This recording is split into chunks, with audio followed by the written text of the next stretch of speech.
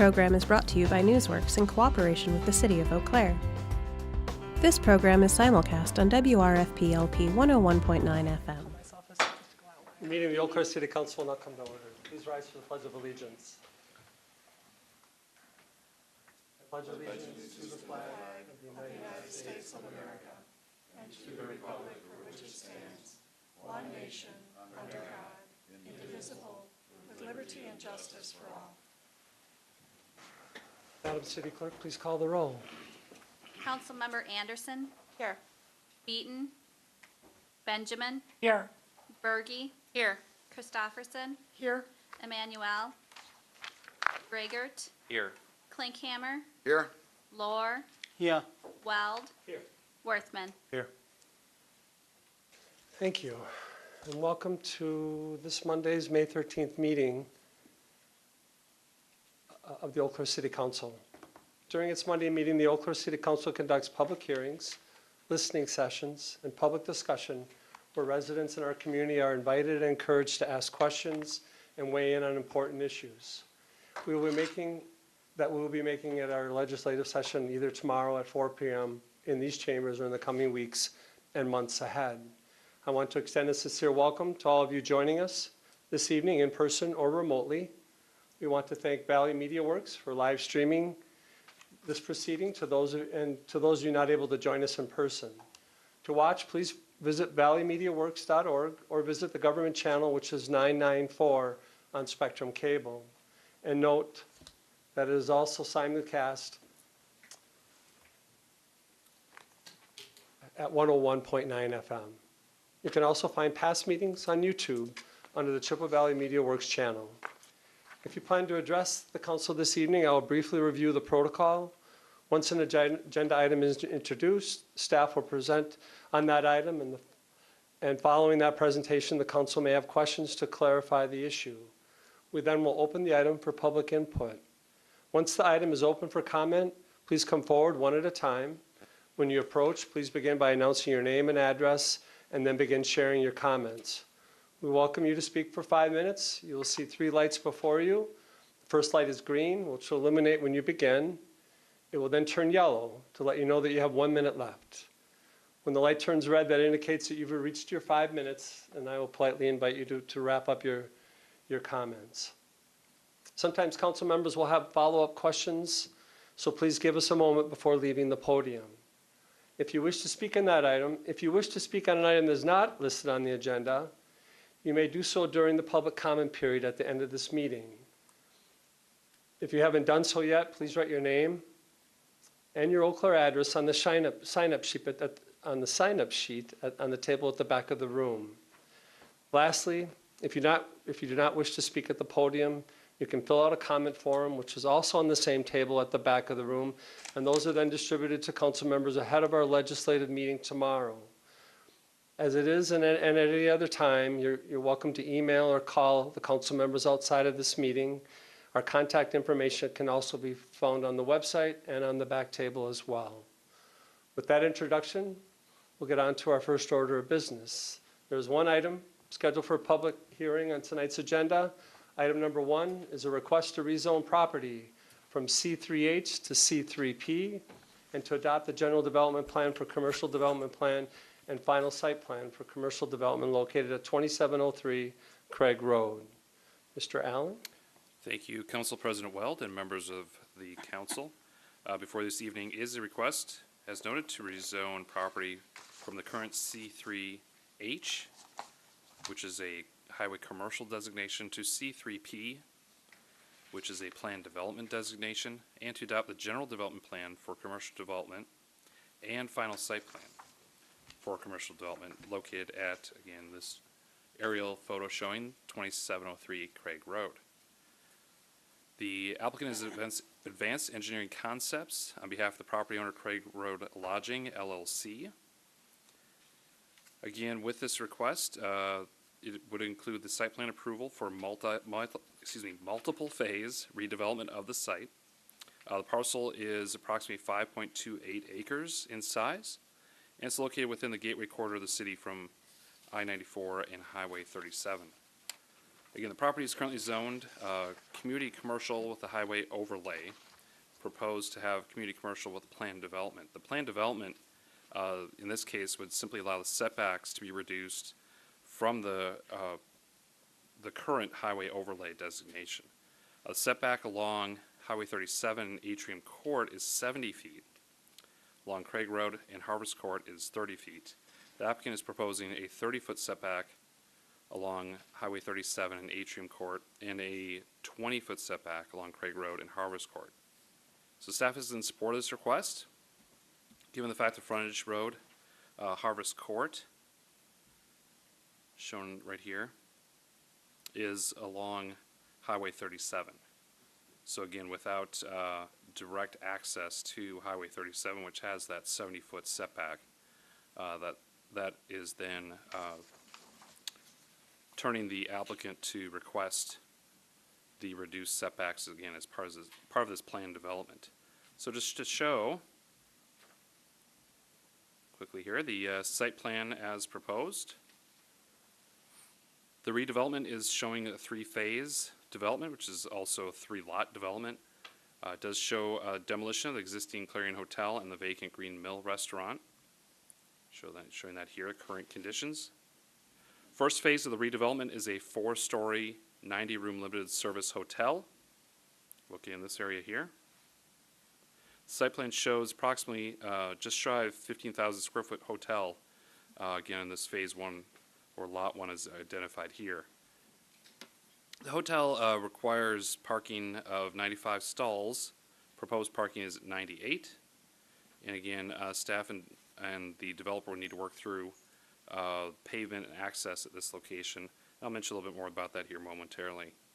The remaining open space of the area that will be demoed, again, to the north here, to the left of the screen, and to the west, southwest, to the bottom right of the screen, would need to be seeded and maintained as a grass area, open area, until those phases, those lots are developed in the future. I won't get into all the details of the other phases as proposed, but they are showing, particularly at phase 3, it's lot 3 here, at the southwest corner, quite a bit of parking. In fact, this phase would normally just require 35 stalls. They're showing 57. Again, that really is dependent upon the proposed tenants, and those have not been determined. Therefore, the parking requirement may change. So, as you see it here, it's essentially at the maximum that could be constructed in that area, more or less. So, some of that parking may actually be reduced depending on the type of user or tenant mix on that property. There are a number of things that will need to be modified with the site plan as submitted. Sidewalk connections, some bike parking modifications as well. Those are included as a draft Plan Commission site plan review letter that's included in your packet as well. Again, a number of conditions were identified by staff and affirmed and confirmed by Plan Commission last week. And again, the Plan Commission is recommending approval with those conditions. Some of those include, again, dumpster enclosures, sidewalk along each street segment, and sidewalk connection from the building to that public sidewalk, again, as it's phased in. Removal of the pylon sign, which is located southwest corner of the property, which is shown as Lot 3 or Phase 3. And then as well, not to get into all the details, but best management practices for stormwater quality.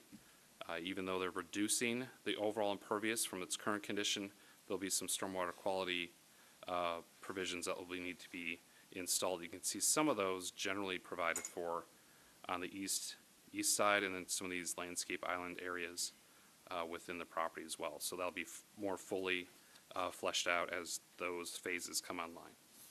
So with that, again, Plan Commission has recommended approval with the conditions as provided in the packet and as just briefly walked through there.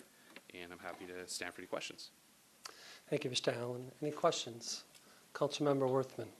Thank you, Council President Well. Thank you, Mr. Allen, for the presentation this evening. Just so I understand it, the setback that's shown on Atrium is shorter than the setback on the Harvest Court, that's also shorter than it currently is?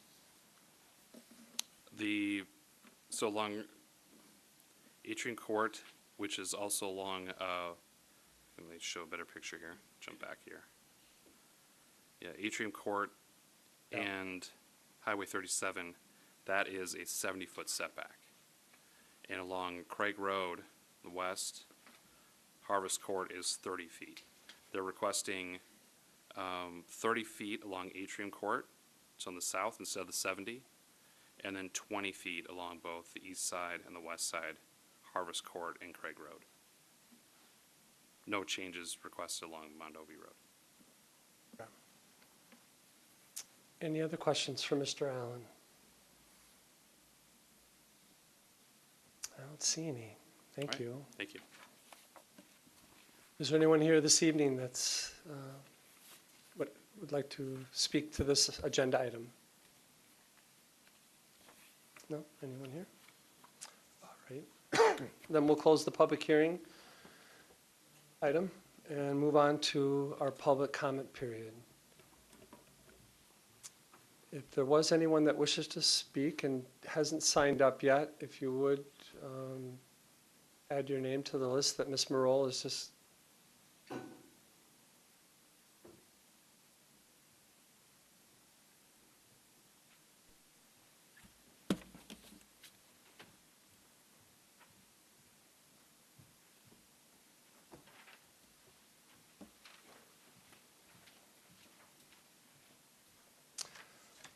Okay, so we have one person. I'll just go through briefly what that looks like and how we'll do the process. Let's see, when you do come up, please state your name and your City of Eau Claire address. Public comment period is for those living and working in the City of Eau Claire. Please note that your thoughts or ideas should be regarding issues or concerns of citywide application, and please do not comment on issues that were on tonight's agenda, as council wants and needs to hear those comments during the noticed hearing or discussion. You will have 3 minutes to speak, and the same light system will be in use. Comment period will last 20 minutes. We only have one person, so it probably won't last 20 minutes. We'll go ahead and get started. So Corey Grote.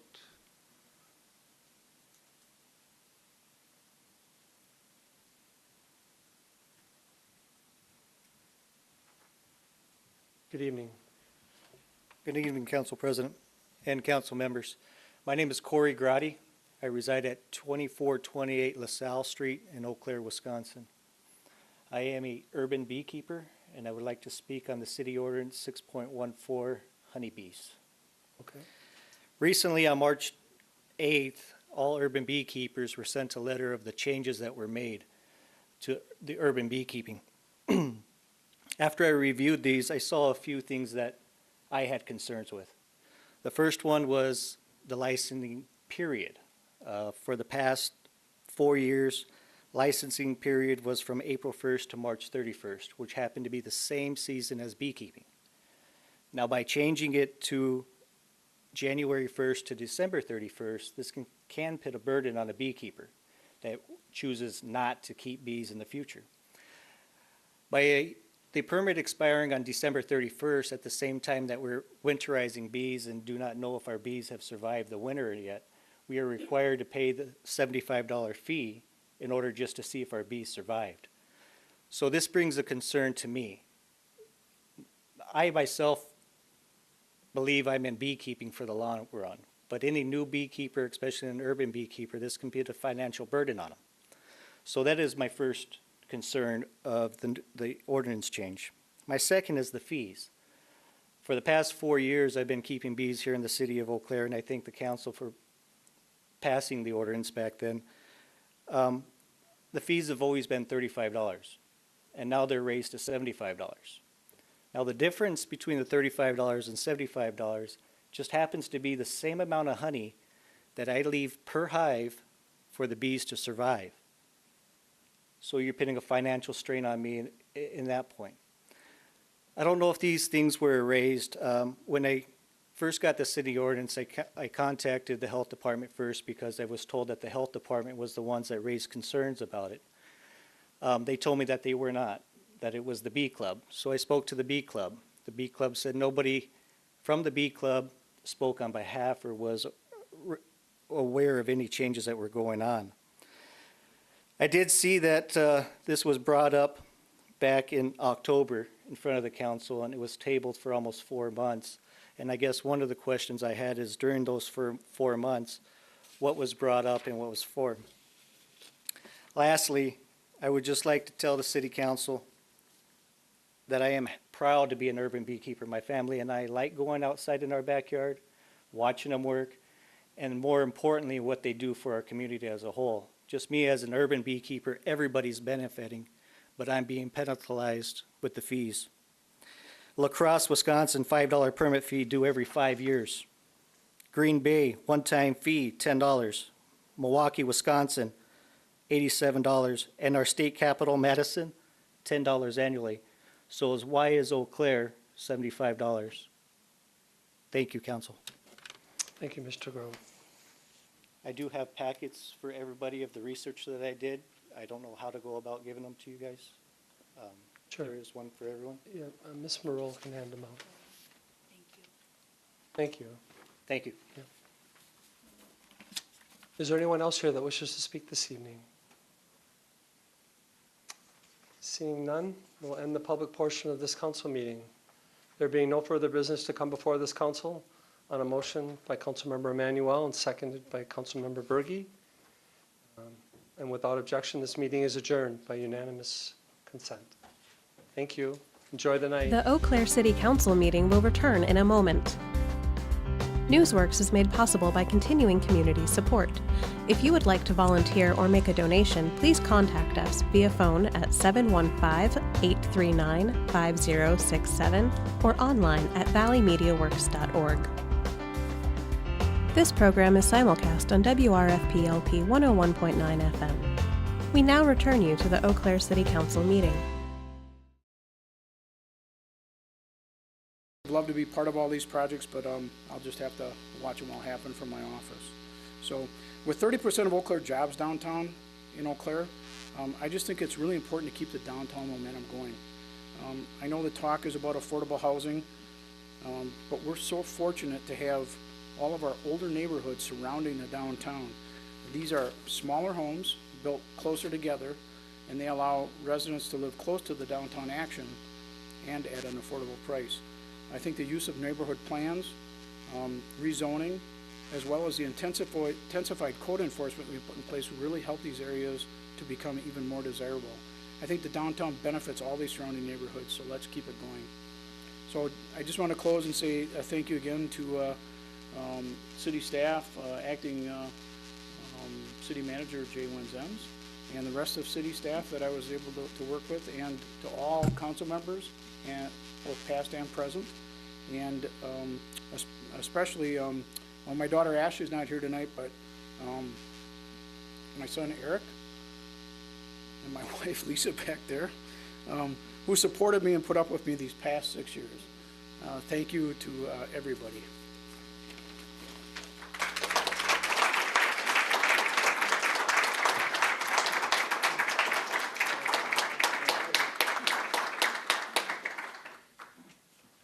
Councilmember Zhang is here this evening. We did want to recognize him. Hopefully we can get him back here at a future meeting to acknowledge his 6 years of service on our council. With that, we'll get started on our proclamations. And again, we have 5, so we'll try and get through those. So we're going to start off with the National Public Works Week. And if I could have Mr. Pippinger and any of his staff that is here that wishes to come up.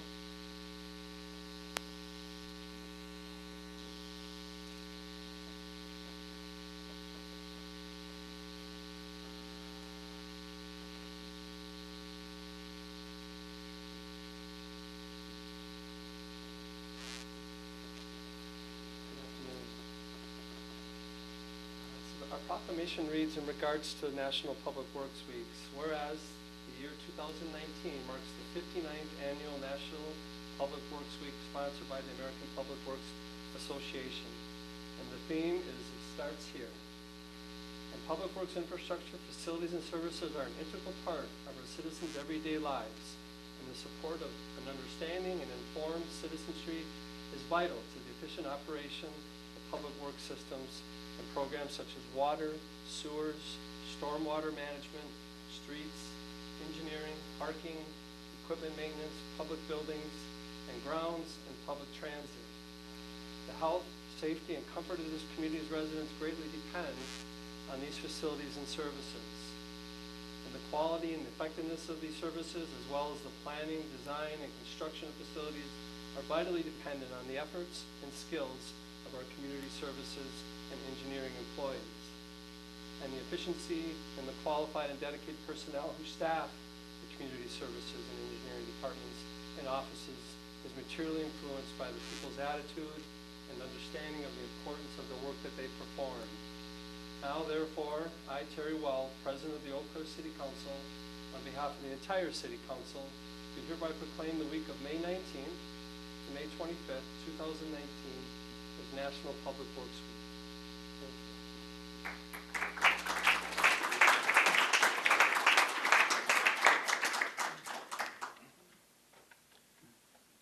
Thank you. Thank you, everybody.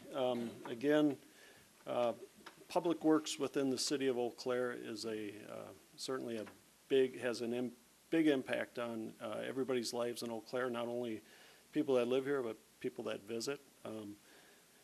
I've said this many times to you, we touch everybody's lives every single day, from the time that you wake up in the morning until the time you go to bed at night, and everything in between typically. And it's a big job. We have over 175 employees within community services, and then another 20 employees within our engineering department. So again, we take this job very humbly, and we are proud public servants, and we have employees that really do come to work every day with that in mind, of helping the people in Eau Claire. I would like to introduce some of the folks that are here today. We have Mr. Steve Thompson, our street maintenance manager, Mr. Tom Wagner, our transit manager. Of course, you know Mr. Solberg, our city engineer. We have Linder Bender, our transit supervisor, and then Lynn Barnes, our transit supervisor. We have a lot of employees, so sometimes it's hard to remember everybody's name. Did I get everybody there? I think Corey. We have Mr. Corey Teets. He's one of our street supervisors back there too. So, any of you would like to make a comment? No? Okay. Okay.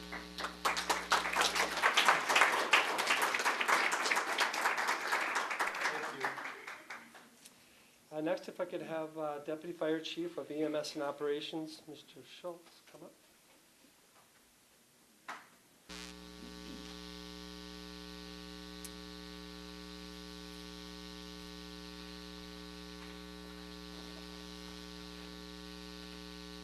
So in honor of Emergical Medical Services Week, we have a proclamation here which reads, whereas emergency medical services is a vital public service, and the members of the Eau Claire Fire and Rescue are ready to provide life-saving care to those in need 24 hours a day, 7 days a week. Access to quality emergency care significantly improves the survival and recovery rate of those experiencing sudden illness or injury. And the emergency medical services system consists of first responders, emergency medical technicians, paramedics, firefighters, police officers, emergency medical dispatchers, nurses, physicians, educators, administrators, and trained members of the public.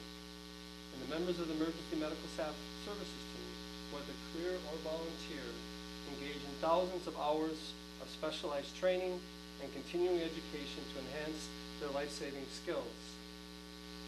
Whereas the citizens benefit daily from the knowledge and skills of those highly trained individuals, and Eau Claire Fire and Rescue personnel continue to visit our area grade schools, providing EMS and water safety education to over 1,500 4th and 5th grade students. And it is appropriate to recognize the value and the accomplishments of the emergency medical services providers by designating Emergency Medical Services Week and by recognizing its theme of EMS Strong, Stronger Together. Now, therefore, I, Terry Weld, President of the Eau Claire City Council, on behalf of the entire City Council, do hereby proclaim the week of May 19th to May 25th, 2019 as Emergency Medical Services Week. Encourage the community to observe this week with appropriate programs and ceremonies and activities. Thank you. Appreciate it.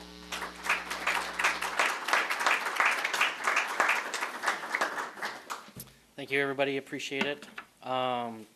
Just want to let you know that I'm representing one part of the team. As President Weld said, it's made up of dispatch, law enforcement, fire and EMS, and then hospital personnel as well. Instead of sitting up here like I normally do and quoting a bunch of statistics to you that sometimes don't make any sense, I'm going to read you some notes and some letters that we've received from the public on our services. So the first one that I have is from Marshfield Hospital, and it was a gentleman that we had brought in that was actually having a heart attack. And they were very happy with the service. Marshfield was very happy with the service that we provided to this patient. It was very timely. And just to give you an idea, from the time that we arrived at this gentleman's door until the patient was in the cath lab, which is where they do the interventional procedures to open up arteries in the heart, was 38 minutes. The national standard on that, from the time they hit the ER door until they get into the cath lab, is 90 minutes. So we absolutely buried that standard. And that's with the aid of the equipment that you have allowed us to get. We were able to send the EKGs to the hospital. The docs read the EKGs, they mobilized the cath lab, and we were, from the time the patient hit the ER until they got in the cath lab, was 9 minutes. So that's absolutely astronomical. The next one is from one of our firefighters, actually, whose friend we transported, and his quote was that the friend was very happy of the care he received. He really appreciates our professionalism, and our firefighter also said thank you to the crew. The next two, which I believe are coming up on the PowerPoint, were from two young ladies who actually left these notes underneath our windshield wipers when we were on the scene of a fire. But thank you, firefighters, for risking your lives, and that was from Olive.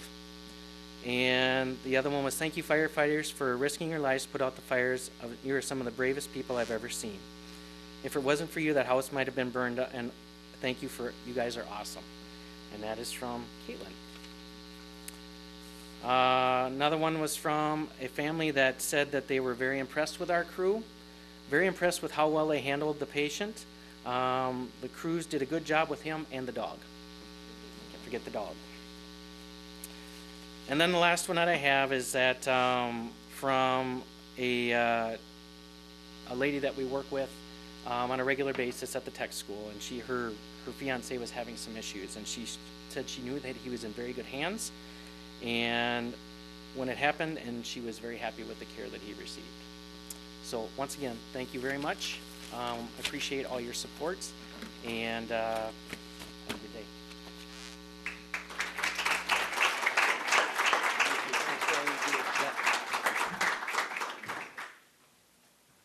Next, in honor of Creative Economy Week, if I could have Mr. Olson, Mr. Dustin Olson, from the Communications Promotion Coordinator for DECI.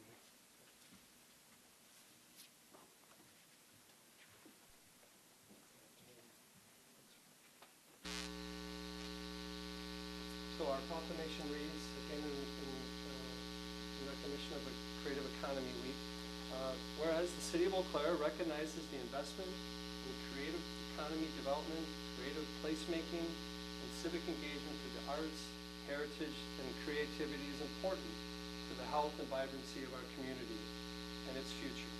The City of Eau Claire appreciates that creative economy development and community cultural engagement are directly related to the economic vitality, a dynamic workforce, and education for the 21st century, engaged residents, and the community's vibrancy.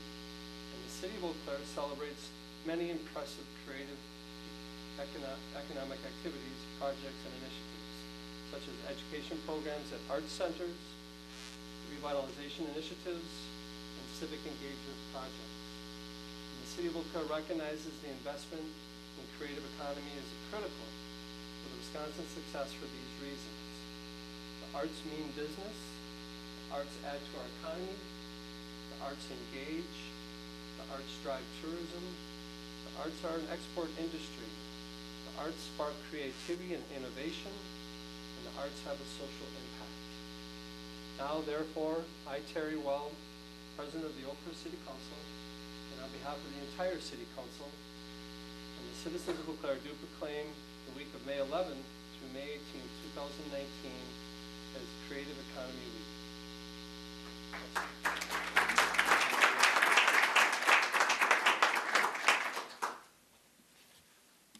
So we at DECI and the committee that helped plan Creative Economy Week really believe that our local arts reflect the heart and soul of our city. And we want to take this week to celebrate the arts and artists that contribute in such a vital way to making Eau Claire a wonderful place to live. As part of this week, we hope that the community can take part in the many events that we have happening throughout the week, and we hope that you continue to support the arts year-round.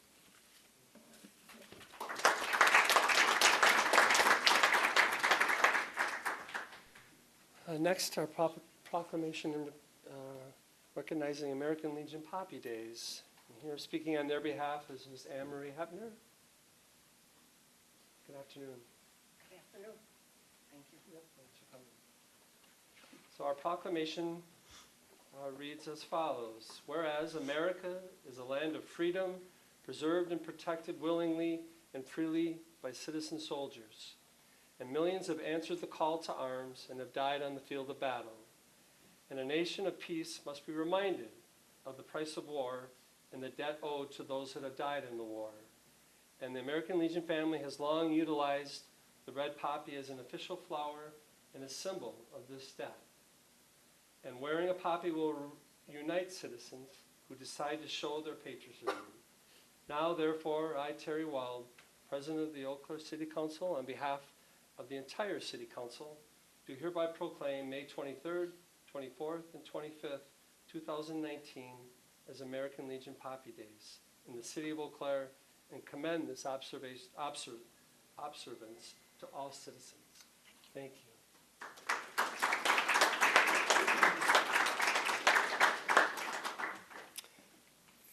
Thank you, President Weld and City Council members. When you wear this little red flower, it helps to keep alive the kind of patriotism so necessary in this great country of ours.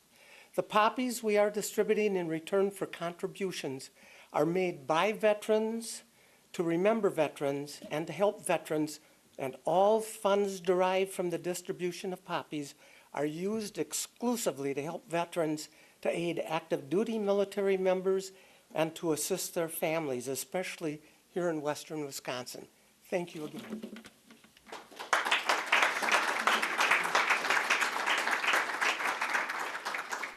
Our last proclamation is the Historic Preservation Month.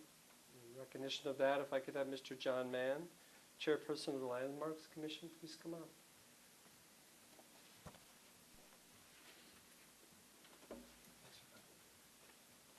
Our proclamation reads, whereas the City of Eau Claire Landmarks Commission is promoting greater public awareness of the benefits of historic preservation as an effective tool for sustainable development, revitalizing and stabilizing neighborhoods and commercial areas, fostering local pride, and promoting the character of communities, and the preservation makes good financial sense through the rehabilitation and reuse of older buildings. And it's contributed to the economic and social well-being of our cities, towns, and communities by creating solid investment opportunities in historic districts and neighborhoods.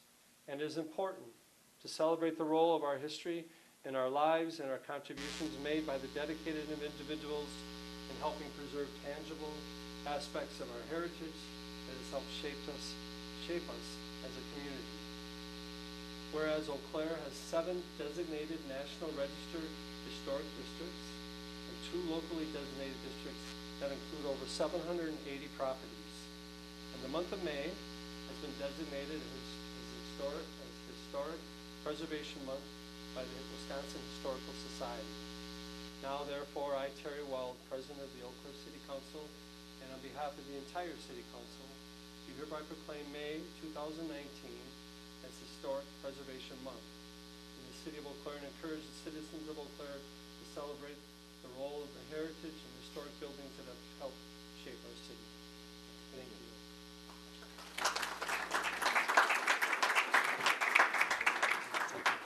Yeah, I'd like to thank the council for this proclamation in support of the work that the Landmarks Commission does to protect the historic built environment in Eau Claire. I would point out that the commission also benefits from council membership, and at our last meeting, we thanked Council Member Strobel for his service and welcomed Council Member Klinkhammer to the Landmarks Commission. I wanted to draw your attention to an activity that the Landmarks Commission is co-sponsoring with the Historic Preservation Foundation during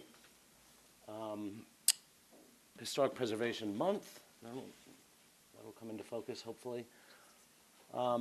It's an event that will be taking place at the Chippewa Valley Museum on Tuesday, May 21st, and people who attend can learn about some of the resources available to research the history of their house. It's being led by my colleague, Greg Koken, and I'm particularly pleased to be able to call him colleague for a variety of reasons, but not least among them because he was once my student. He was one of the first students to graduate from the public history program at the University of Wisconsin-Eau Claire.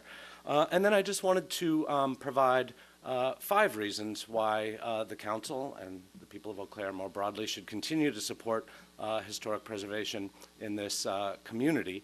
And I think many of these are reflected in the language of the proclamation nonetheless. First, historic preservation and historic buildings have associative or symbolic value. In the jargon that scholars use. And this means they give us a sense of a shared past, which I would argue is especially important in a country like the United States, where we don't necessarily all share the same race or ethnicity or religion or cultural background. So it gives us something that we all have in common. Second, historic buildings also have aesthetic value. And frequently they'll involve materials or workmanship that we can't replicate, or at least would be cost prohibitive to replicate. Third, and this one's especially dear to me, historic structures have informational value, right? They can help us to understand the past. They are literally primary sources in the same way that journals or diaries or letters or other sorts of documents like this are. And just as we build archives to protect these sorts of documents, so too should we create and enforce ordinances and laws that protect historic structures. Fourth, historic structures have economic value. Which is manifested in a variety of ways. Obviously, historic preservation promotes heritage tourism, but there are a number of studies that show that structures in historic districts, homes, retain their value and increase in value at a more rapid rate than do homes that are similar but are not in designated districts. Also, adaptive reuse, something that Councilmember Strobel spoke to, is a better economic stimulus in terms of communities than knocking down buildings and replacing them, just because it requires more labor and less materials. Stands to reason. And if you look at any community that's had a successful downtown revitalization, you'll see that historic preservation has been a critical component of that. And Councilmember Strobel provided a number of examples of how historic preservation is contributing to revitalization here. Finally then, fifth, I would point out that historic preservation is responsible stewardship of the environment. That historic preservation and sustainability are highly compatible.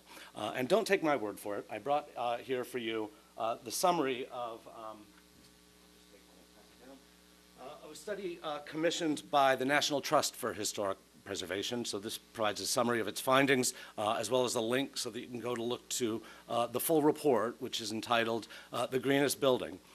Spoiler alert, it's one that's already built. And so with that, I want to thank you and wish you a good day.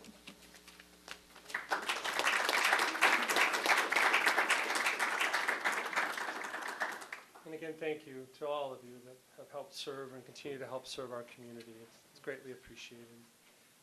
So we will then go back to the consent agenda. And I guess starting off with Item number 24, which Councilmember Christopherson has asked to be discussed. The resolution authorizing the acquisition of property along Mead Street, parcel number 14-0098. Councilmember Christopherson, did you wish to speak? Thank you, President Weld. I'd like to move that item so that it could be discussed. Thank you. This is taking this item and simply bringing it to the attention of the council and staff, and to have this treated with the same attention that we treated the items from this neighborhood that came in front of council in February. This item in the resolution talks about being a neighborhood park, something that would be used by the neighbors. However, in some of the other literature, it talks about athletic fields and that type of use. In this item coming in front of the Plan Commission and also in front of council, I have heard several comments from the neighborhood. One, somebody who doesn't live right in the neighborhood was in favor of that, but 4 of them were very definitely against that type of use. Again, we're very much in favor of the city acquiring the property, but would again request that the neighborhood be very closely involved in developing the plans for a neighborhood park. Councilmember Worthman, did you wish to speak? Thank you, Council President Weld. And I'm seconding this because I too am cognizant of the neighborhood and the level of involvement the neighborhood association would like, and the neighbors would like to have in the creation of this park moving forward. So thank you, Councilmember Christopherson, for flagging this. So are you asking for some language to be added to this agenda? Okay. Is there any other discussion? Seeing none, clerk, please call the roll. Councilmember Benjamin. Berge. Aye. Christopherson. Aye. Emmanuel. Aye. Gregert. Aye. Klinkhammer. Aye. Lohr. Aye. Weld. Aye. Worthman. Aye. Anderson. Aye. And that motion passes. Agenda item number 27, Councilmember Gregor has asked that that be pulled out. Did you wish to speak to that? Thank you, Council President Weld.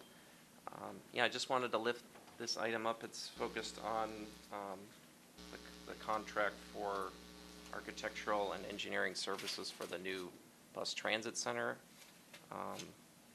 So I guess I may have some questions for city staff as well as part of this, but just wanted to bring it up and see if any other council members had questions as well. Okay. So, Mr. Solberg, is that? Mr. Pippinger would Mr. probably be Pippinger, most all right. appropriate. Thank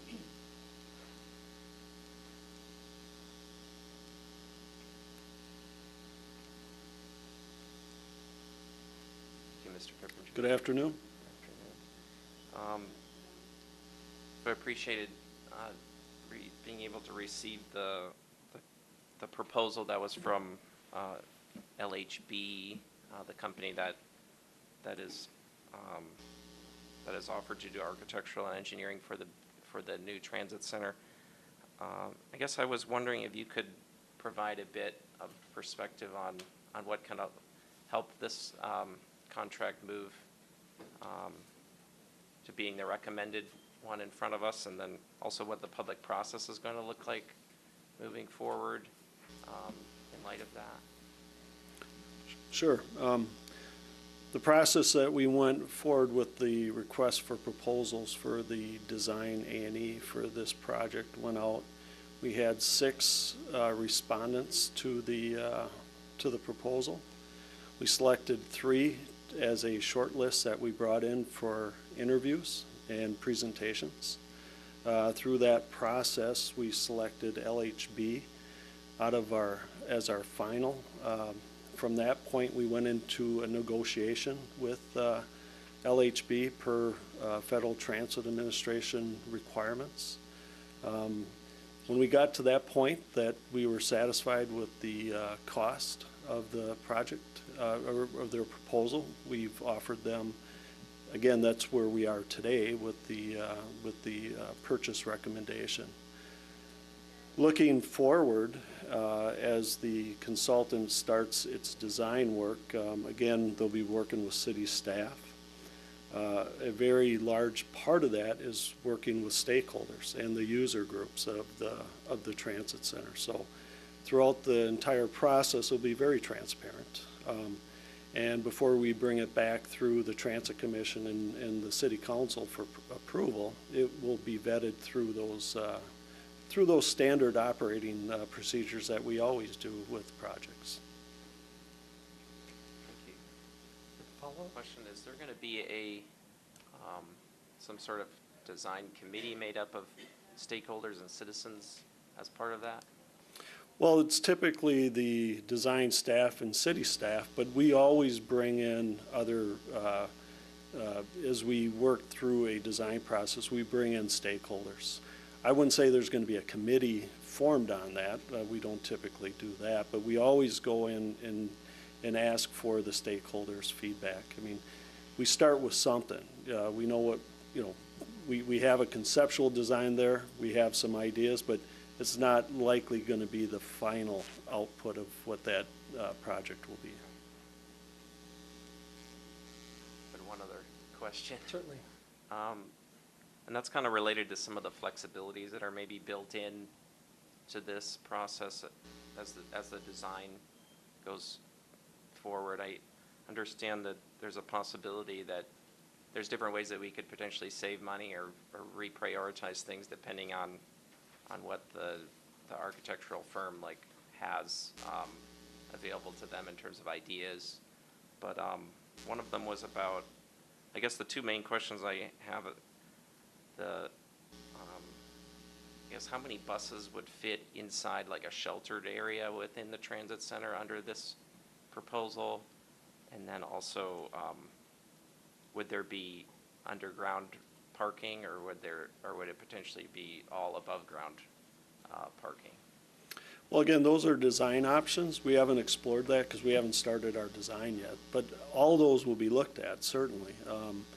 Will all the buses be able to fit underneath the shelter? Right now, we've talked about that. That was one of our concerns, that we were able to do that. We don't know yet. I mean, again, they're going to configure a design that hopefully we can fit all the buses in there. If not, we will look at an alternative to maybe do some on-street parking for a couple of the buses. And as far as the parking underground, above ground, that is an option that during our presentations that two of the design firms brought to our attention as a possibility of saving some money rather than having underground parking go to above ground parking. Again, an option. We haven't even started a design on it, but those are things that we'll be exploring and talking about. Same thing with energy conservation and looking into the future for possible electric buses. So we have to keep all that stuff in mind too as we move forward with this design. Just a quick follow-up question. It would be 12 buses is the goal for a number of different spaces for city buses to pull up to the transit center? Yes, that would be our goal. And again, what we want to do is we want to make sure we don't have any backup movements in there. So we had a lot of, during our presentations, they showed us some options that could possibly work, but we want to make sure that the buses can drive in, drive out. So they'll all be explored on what is going to be the best option for this site. Thank you. Any other questions for Mr. Pippinger? Any other discussion? Thank you. Councilmember Gregor. Thank you, Council President Weld. I just wanted to kind of pull this out so we could, I guess, bask in this opportunity that's in front of us for a second. And obviously there are a lot of questions and there's going to be a lot of opportunity for the public to be involved moving forward. And And having reviewed the proposal, I think it looks pretty solid in terms of the qualifications of the company. So just wanted to clarify that as well in this. And I think that, I guess I would like to request that the document that I was able to review also be sent out to the council and be as public of a document as possible, perhaps on our city website, because I think it really could help spur some ideas.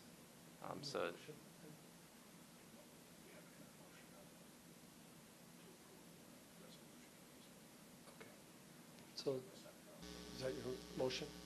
Yeah, for that request. Yeah, I guess I would like to make a motion that as part of our approval, we ask that the proposal that came our way from LHB be a public document for consumption.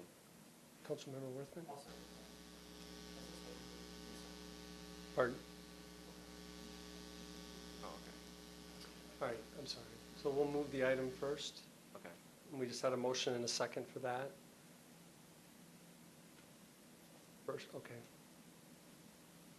Any other discussion? Seeing none, Councilmember So Gregg. I just wanted to, thank you, Council President. I guess as part of that motion, I'd like the document to be put on our city website. Okay. All right. You have a second? Any discussion regarding that? Seeing none, clerk, please call the roll. Councilmember Berkey? Aye. Christopherson? Aye. Emmanuel? Aye. Grigert? Aye. Klinkhammer? Aye. Lohr? Aye. Weld? Aye. Worthman? Aye. Anderson? Aye.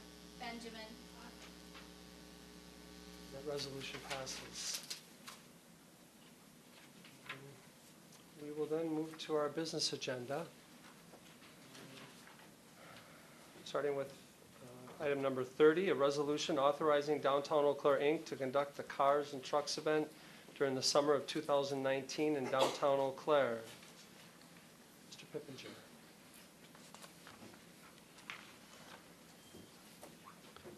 Good afternoon again. Thank you, Council President Well. The special event application before you is a new event. The Cars and Trucks is a free family-friendly event held by Downtown Eau Claire, Inc. in the West Hill Auto Rallies.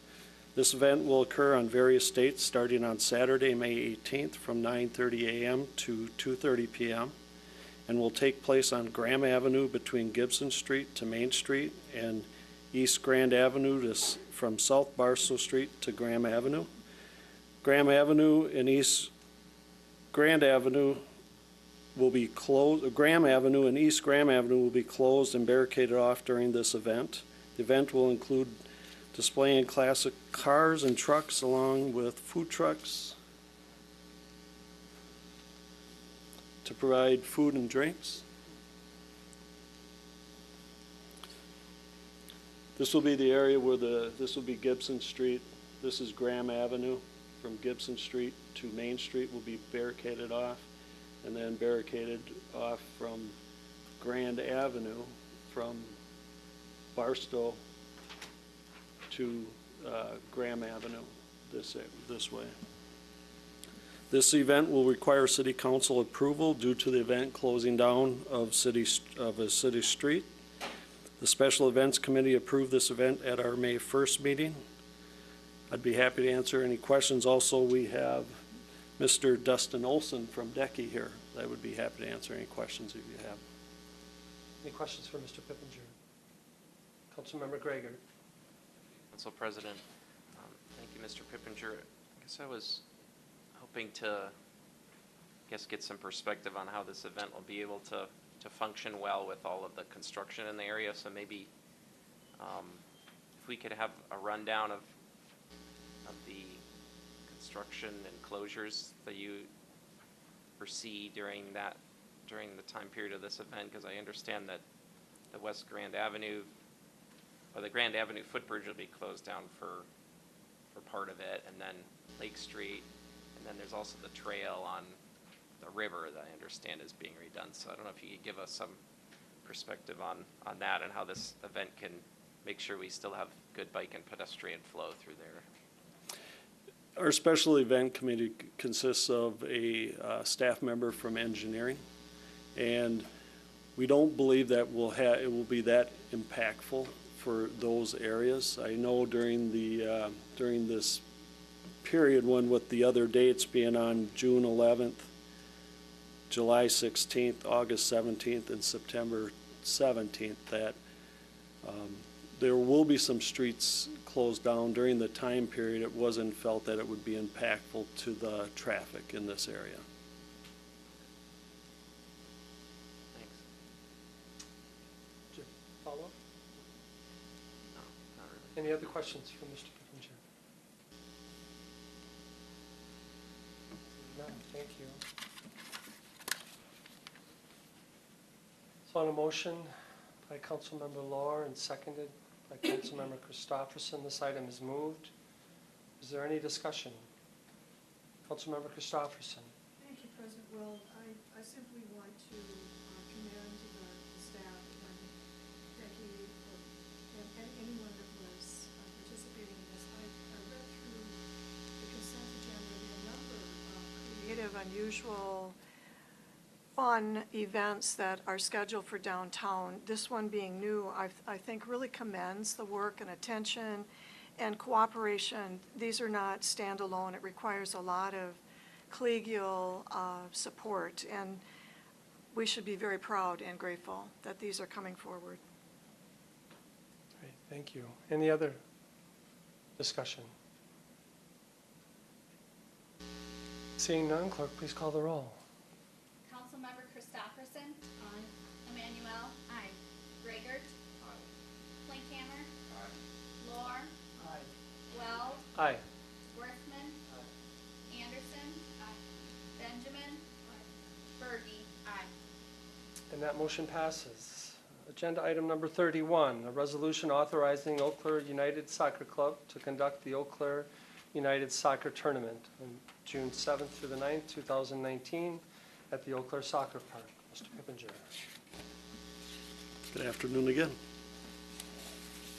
Good afternoon.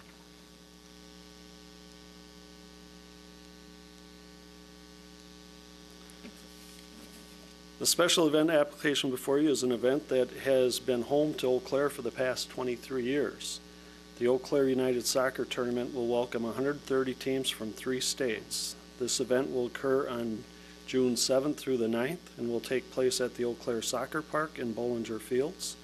The event is expected to draw an estimated attendance of over 8,000 fans and spectators over the 3 days.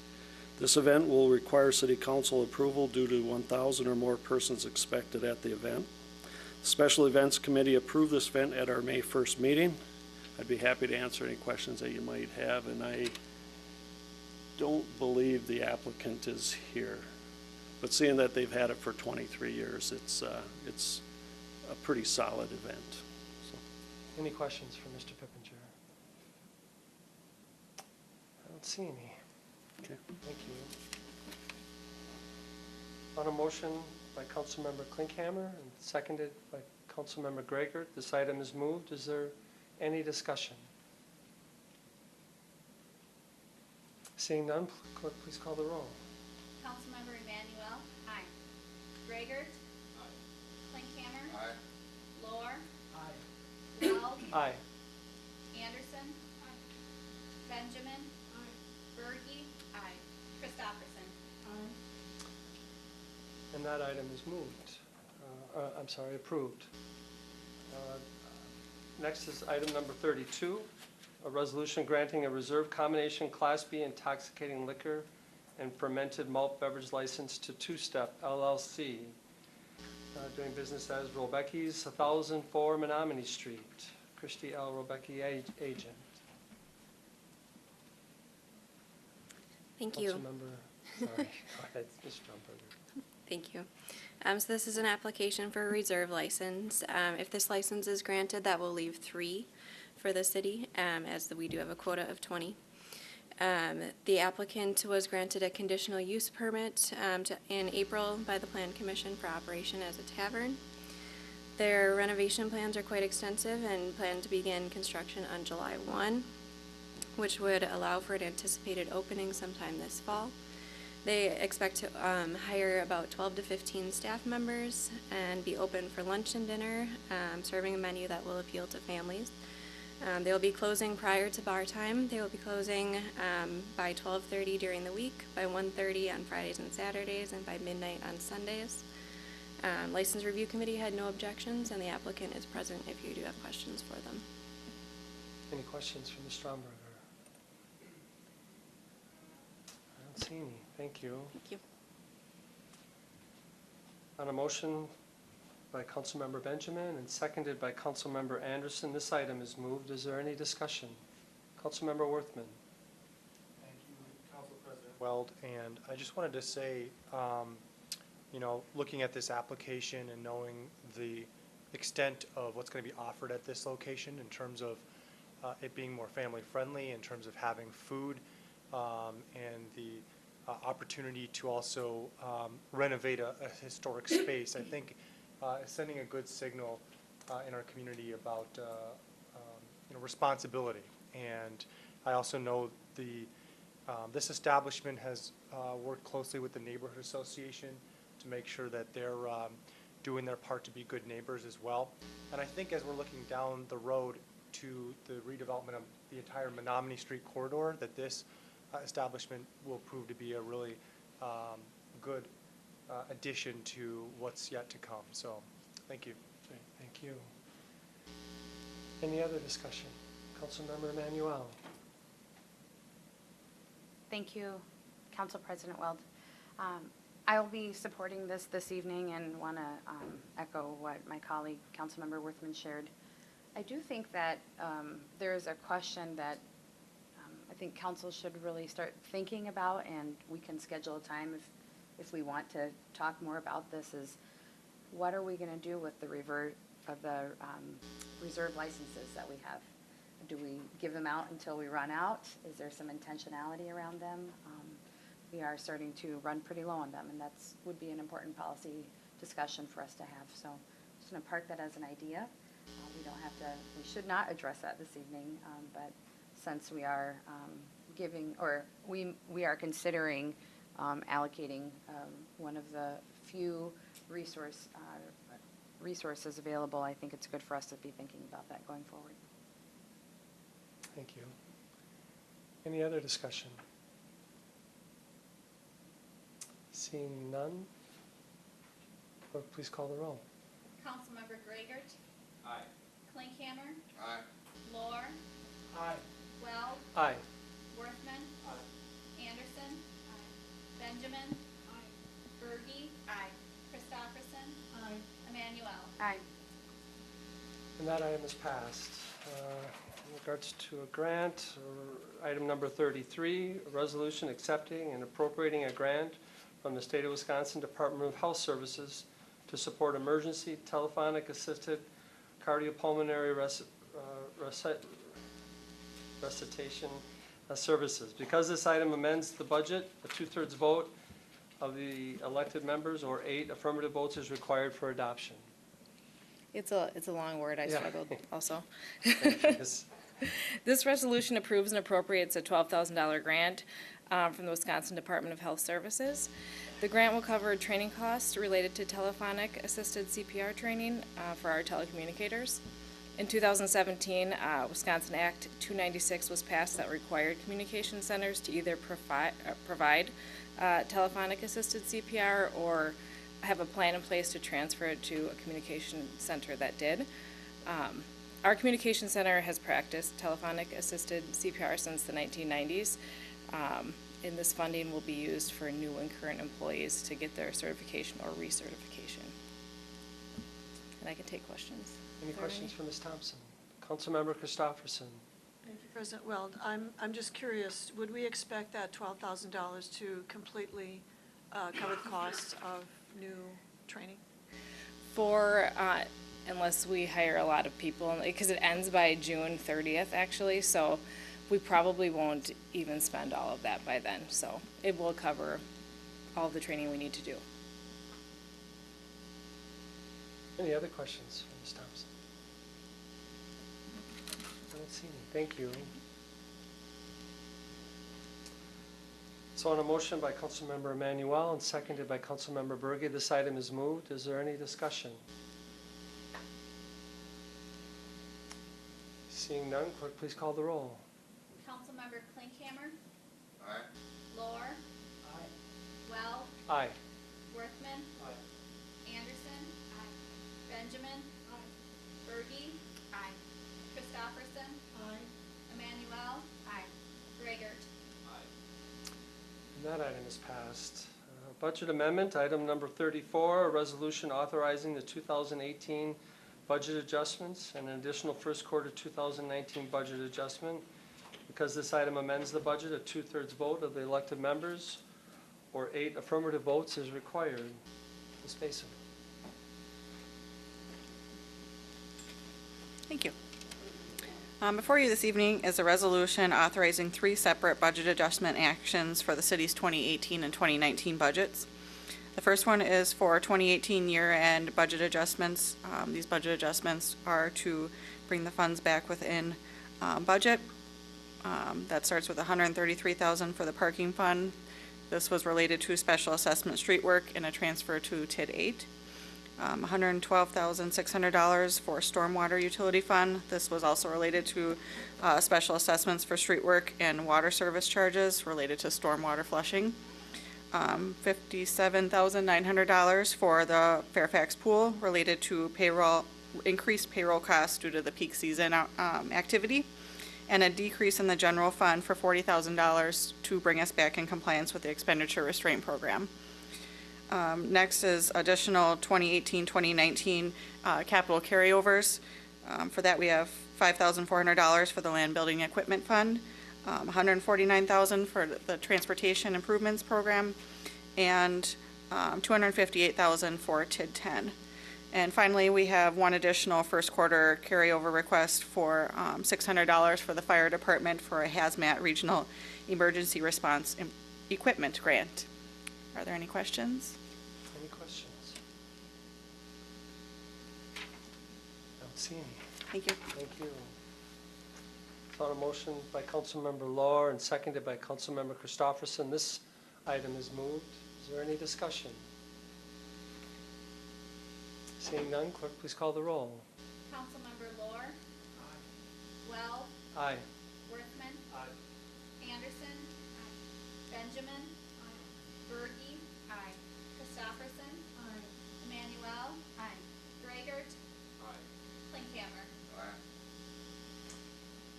And that item is passed. Agenda item number 35, which is a resolution approving the final plat for Princeton Ridge. Mr. Allen. Thank you, Council President Weld, members of the council.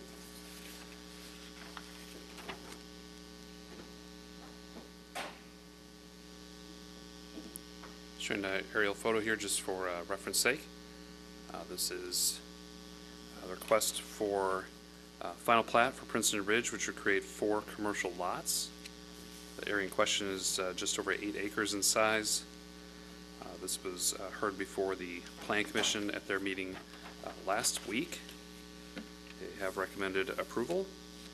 There is a related item on your agenda coming up next related to development agreement.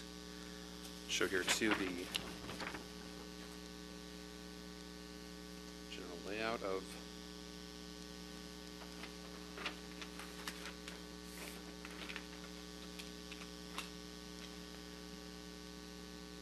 the proposed 4 lots. The one in particular of note I should mention is Lot 3, which is related to proposed Residence Inn hotel, hence the essentially the kind of catalyst for moving forward with this overall final plat before you here this afternoon. Again, the lots here do meet all the standards of the underlying C3P zoning district. The site plan and preliminary plat were previously approved by the Plan Commission last month. And again, along with this is the developers agreement coming up for you next, which would relate to construction of the new street, which is Princeton Ridge Drive, and the utilities related with that. Again, these all need to be approved prior to issuing building permit for the development of that hotel. Stand for any questions. Any questions for Mr. Allen? Councilmember Berge. I just had a question I received from a constituent about this, he had a concern about the gas line up and over the hill. And I did some homework and looked through our packet and through the development agreement, and he was worried about it being vetted appropriately and passed, and it seems like the development agreement makes sure, that's what I told him, that there's assurances that the city will look through things before anything is done, the DNR will look through things. So did I answer that question correctly to him? I'm hoping Mr. Solberg would agree with you. Okay. So I'll defer to him with the next item, but Okay, that would be yes. my understanding as well. Okay. Any other questions? Councilmember Worthman. Thank you, Council President. Mr. Allen, just wanted to ask about the potentials of flooding. I see that it's sort of down below the grade. Was that taken into consideration at all? There's a hill north of the development? I don't have the site plan with me, I apologize, but I believe it is taking that into account, hence the size and shape of Lot 3, which is again a little bit unusual in terms of its shape here, as you noted, because of the, like you said, the kind of hillside up along there. I may defer to Mr. Solberg as well on that regarding kind of drainage portion of the development agreement, if I may. Thanks. Any other questions for Mr. Allen? I don't see any. All right, thank you. Thank you. Councilmember Worthman, did you have a question for Mr. Solberg? Or? Yeah, just in terms of the stormwater and drainage.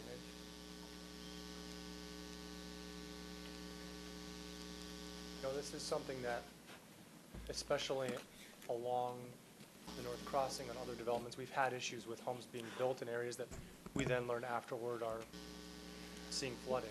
Sure. With our grading and drainage approval that will come with reviewing this, there are areas of steep slopes that are out there.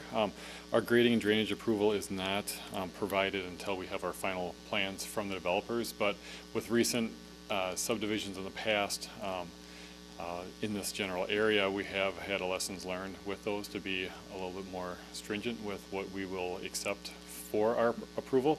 Okay. As far as post condition, the drainage from this area will go over towards the detention pond that was worked with the first phase of this with DOT, and you'll see it nestled in with the interchange, and it doesn't quite go far enough right here. It goes in through here, and then there's a detention pond that was constructed with the 53 freeway. So our post-construction, once everything's stabilized and we get through the erosion control during construction, that's the way drainage has, and we'll be in good shape. Thank you. And then, should I address the easement question too with the gas? Pardon? Should I address the question Sure. with the, as far as with the gas easement that was in place and the street comes through there, the developer is working with the gas company to make sure that they are installing their road in compliance, or the street in compliance with what needs to happen with that gas line, and we'll review that when it comes through just to make sure, because we absolutely don't want any kind of concern with public safety with that gas structure that's out there, so, and electric as well. But. Any other questions for Mr. Sullivan? Thank you. Should I cover the development agreement? Sure. So thank you. The development agreement that Mr. Allen referred to accompanying the rezoning is a pretty standard developer agreement. You have the specifics in the council packet, but the overall inclusions of the development agreement are that the developer constructs at their cost the infrastructure that is included with the limits of the plat in accordance with with city standards. The developer's engineer designs and their engineer inspects and certifies the construction of all infrastructure is to city standards. There is special attention paid to the steep slope areas for erosion control during construction. The development agreement also provides that the city will accept the infrastructure, the approved plat, and provide ongoing maintenance of the public infrastructure once the development agreement terms are met. So this will be a city street, it will be city water main and sanitary sewer. The developer provides until the point at which, and this is the area that is covered by the development agreement shaded here, and these utility easements are for hydrants, so we can ensure that the hydrant servicing the these restaurants, or not the restaurants, the hotels in the area are maintained to the level that we would expect with a hydrant in a neighborhood. But the developer also provides financial guarantee that all of the infrastructure and the terms of the development agreement are met. So if there was a case where the property was not, or the infrastructure was not completed, we would have the financial guarantee to ensure that it is completed as described in the development agreement. And then lastly, as frequently happens, but not in this case, there is no deferral of sidewalk requested. So sidewalk will be constructed all the way around the edge of the Princeton Ridge Drive, including the cul-de-sac portion. So it's a pretty straightforward development agreement. With that, I'll take any questions. Any questions in regards to the developer's agreement for Mr. Solberg? I don't see any. Thank you. So again, back to agenda item 35. On a motion by Councilmember Klinkhammer and seconded by Councilmember Worthman, this item is moved. Is there any discussion? Seeing none, clerk, please call the roll. Councilmember Weld, Aye. Worthman. Anderson. Benjamin. Bergy. Christopherson. Emmanuel. Gregert. Klinkhammer. Lohr. And that item is approved. Agenda item 36. On a motion by Councilmember Gregert and seconded by Councilmember Benjamin, this item is moved. Is there any discussion into agenda item number 36? Seeing none, clerk, please call the roll. Councilmember Worthman. Anderson. Benjamin. Bergy. Christopherson. Emmanuel. Gregert. Klinkhammer. Lohr. Weld. Aye. And that item is passed. Item number 37, which is an encroachment, resolution granting a permanent encroachment to Brent Douglas Flowers along the 600 block of South Barstow Street for Barstow Street Gardens. Mr. Solberg. Good afternoon again. The resolution before you grants a permanent encroachment to continue a program that began last year. The program titled Barstow Street Gardens began with a DECI grant for the 600 block of Barstow Street. Lake Street is here, Seaver Street to the south here. And what the encroachment is for are for a series of planters that are temporarily installed in the street right away. Because they are out there for longer than 90 days, it does require what is called a permanent encroachment, although it's not a true permanent encroachment because it can be revoked with notice if there were an issue for that. But the planters are anticipated to be in the right of way between May 1st and November 1st. They're filled with flowers and edible plants and vegetables. Here are some pictures that we have. Along with the encroachment comes some responsibilities and some guidelines that are spelled out in your council packet, but the overreaching goal is that these structures, whether they be recycled tires or wood structures or planter beds, are located so they don't impair the walkway of the sidewalk, don't impair the ability to get out of a vehicle when you're parked on the street, don't impair the use of fire hydrants, and are not located in either bus stop zones or loading zones. So we're trying to find locations where they can be placed, where they don't impact the activities that occurred in the right-of-way in the past, but yet provide green space and edible features for the public to enjoy. They are maintained by the businesses located in this block.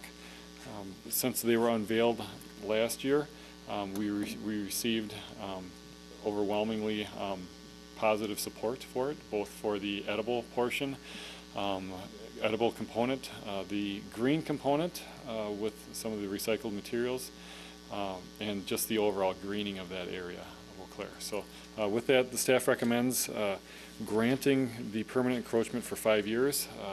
What that does is it just allows us to permit these without having to come back to council in a similar fashion to what we do with the Sculpture Tour, where we have preset locations, criteria, and then we work with Sculpture Tour, and we would propose to do the same with this. And then if there are concerns, we can revisit it at the 5-year mark. With that, I'll take any questions. Any questions for Mr. Solberg? Councilmember Berge. Thank you, Council President. Well, I'm sure it was a success, and that's why it's back this year, which is great. But I am curious, were there any concerns or challenges last year or any bumps along the road with it being the first year? Sometimes that happens. The only concern that I took personally in our office and when I talked to our staff, but it also received compliments, was the use of the complaints were that recycled tires were unsightly compared to the wood structures. The compliments were that they were a green use of a recycled tire. So as far as safety concerns or impacting businesses or transit, getting out of your vehicle, we didn't take any complaints with that. And that was early on. I didn't take any more complaints as the foliage grew in those planters. So aside from that, functionally it operated well last summer. So. Great, thanks. Any other questions for Mr. Solberg? Councilmember Benjamin. I too was curious in conversations with Brent Douglas and the design of those recycled materials. Has any further conversation happened and communication, that feedback from the public with regards to the recycled materials, how they could beautify it further so that it doesn't seem quite as, I guess, like a recycled tire in the street? We did not include that as a condition for the program going forward. I'm not sure if this summer we're redoing Lake Street, which will have a greening effect on Lake Street. There'll be an opportunity for planters along that stretch for planting trees. The arts community, with being active in Haymarket Plaza and also the Sculpture Tour, I guess it would be something that we would be very supportive if local artists were to look at possibly painting them or to do something with them in the future. But as far as having it a condition of what we're bringing forward, we didn't press the issue or require any commitment for that. Is it at a stage where we could open that conversation back up with the owners to see what they could do about that? Well, I guess there would be two routes. I guess the city attorney could weigh in also. We could work with them as staff. If the encroachments are granted, work with the bid, DECI, and the business owner, Brent Douglas specifically, to see if there would be an appetite to paint or have something to soften those. Or you could include it as a condition with the granting of the encroachment at this time. Thank you. Any other questions? Councilmember Manuel?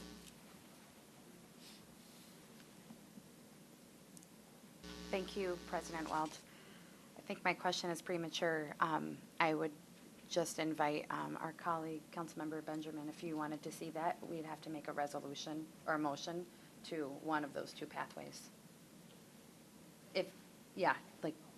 After we're all done with discussion, then if you wanted to make a change to this policy, you'd say, I'd like to make a motion to whichever way that you'd want to go, if you wanted to do that. And then council can vote on that. So that's transactionally how we'd advance that, only if you wanted that. Thank you, Councilmember Emanuel. Any other questions for Mr. Solberg? I don't see any, thank you. So on a motion by Councilmember Anderson and seconded by Councilmember Emanuel, this item is moved. Is there any discussion? Councilmember Benjamin. To add a condition to our, to the encroachment, to require Brent Douglas to explore opportunities to further beautify the tire planters and see what we can do in terms of getting artists involved and finding ways to maybe improve the aesthetic of this area. All right, we have a motion. Is there a second? Councilmember Emanuel. Do you wish to speak more to the motion? Yes, if I can, thank you. So again, just to reiterate, if we did hear a number of things from the city constituents with regards to the tire appearance and that sort of negative impact that it has on the street's aesthetic, especially with regards to these beautiful other planters that are around with the wood framing and all that, that does fit a little bit more in the more modern and current aesthetic downtown. I'd like to see what we could do to further beautify the space. Councilmember Emanuel. Thank you, President Weld. I have a question for the mover of this, just to clarify. Certainly. Okay, thank you. My question would be, is your intention to have a requirement that the applicant does this, or to direct staff to see what kind of options there would be?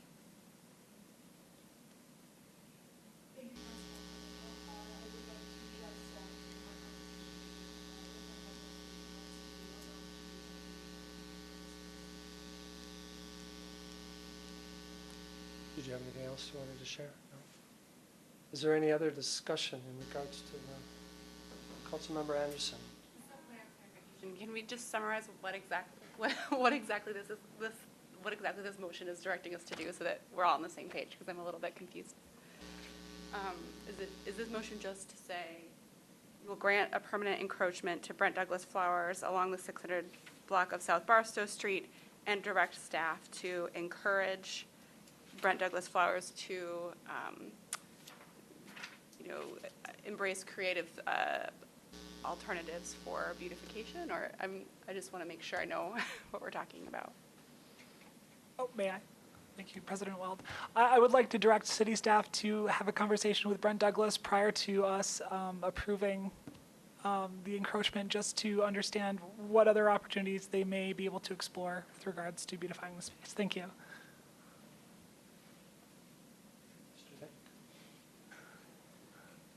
You look like you're ready.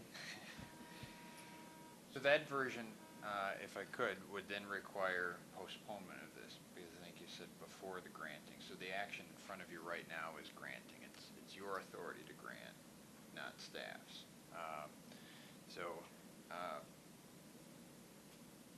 The way I had a potential motion is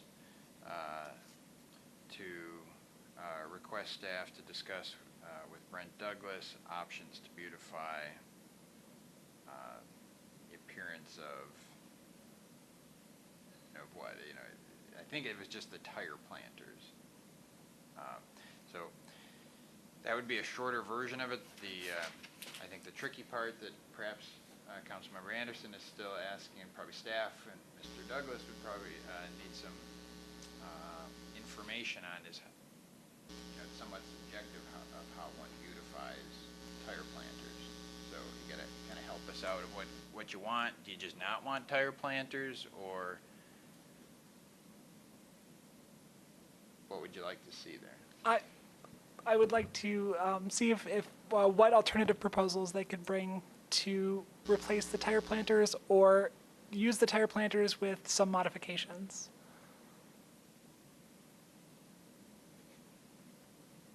And thank you, everyone, for your assistance. Could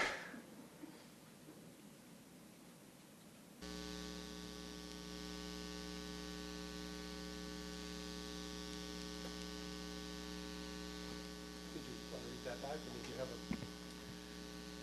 If I could quick read back what a version of that might be, and then I see Councilmember Emanuel wants to jump in. So my modified version would be a motion to amend to request staff to discuss with Brent Douglas to either remove or modify the appearance of the tire planters.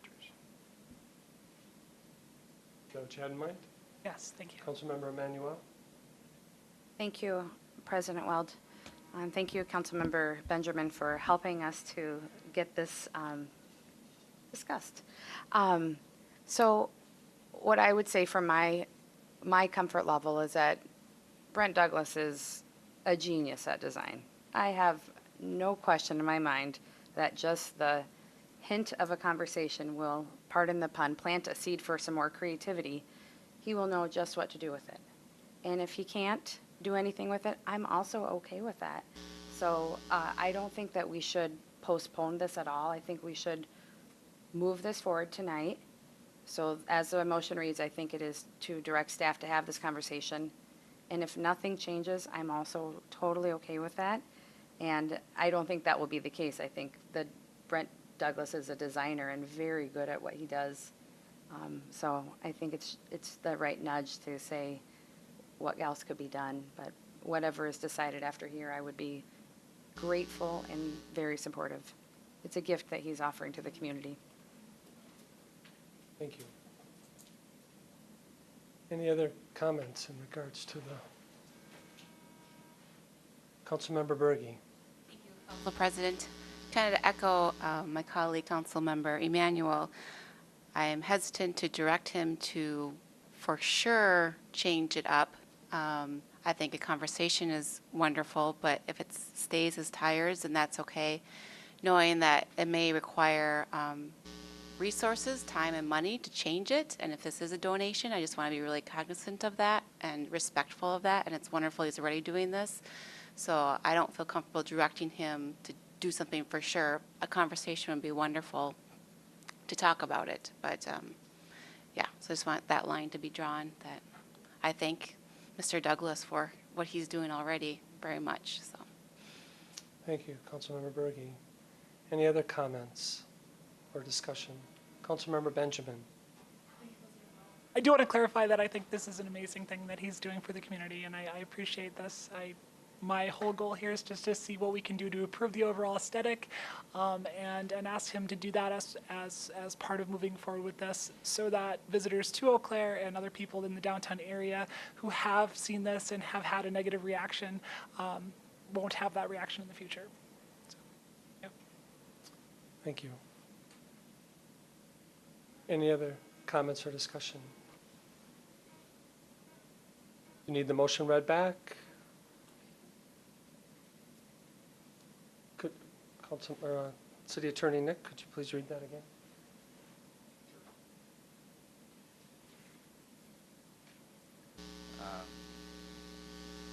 Frankly, read through to see exactly where this is, but we'd find a spot in it. But adding to the concept of the resolution to grant the encroachment, to request staff to discuss with Brent Douglas options to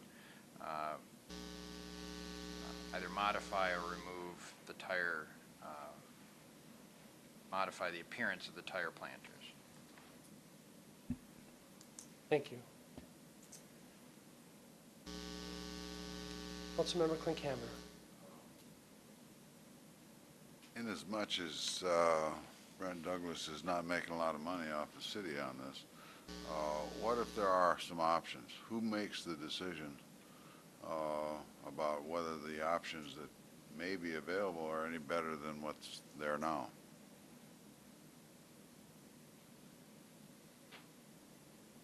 Say it. Go ahead, City Attorney Nick. I guess the way I would take that motion and the discussion council's had, that should this pass, it's a request to staff that we would then have a discussion with Mr. Douglas. It is then left to Mr. Douglas to either determine if in his aesthetic expertise he is able to improve it, or if he thinks tires are tires and they're just not going to get any prettier under what I can reasonably put out there, then at least as drafted, it would be to remove then those tire planters.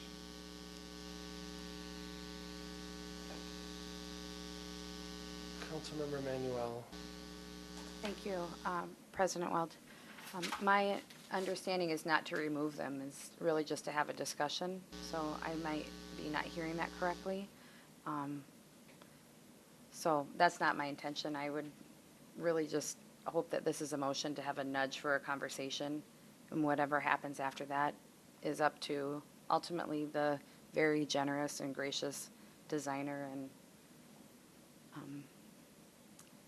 floral shop. Do you wish to redraft an amendment? May I have you share what part in the amendment says the part about removing the tires? Yep, and you are certainly welcome to change it, but as I've read it, you know, it said to modify or remove.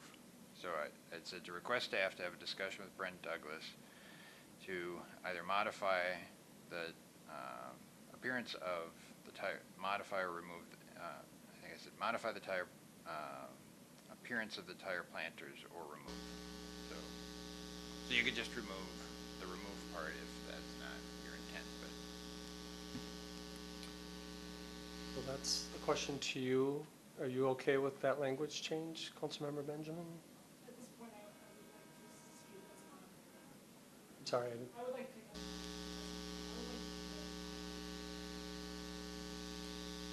You'd like to keep it as was originally proposed. All right. Councilmember Manuel, did you want to still second? I don't think I'd be able to support that. Parliamentarily speaking, am I allowed to remain as a seconder?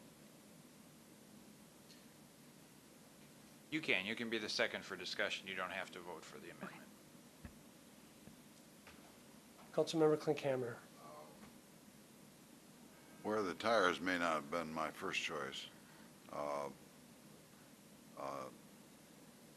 Tire industry has been kind of integral in the city, so it isn't totally inappropriate to have tires there as planters.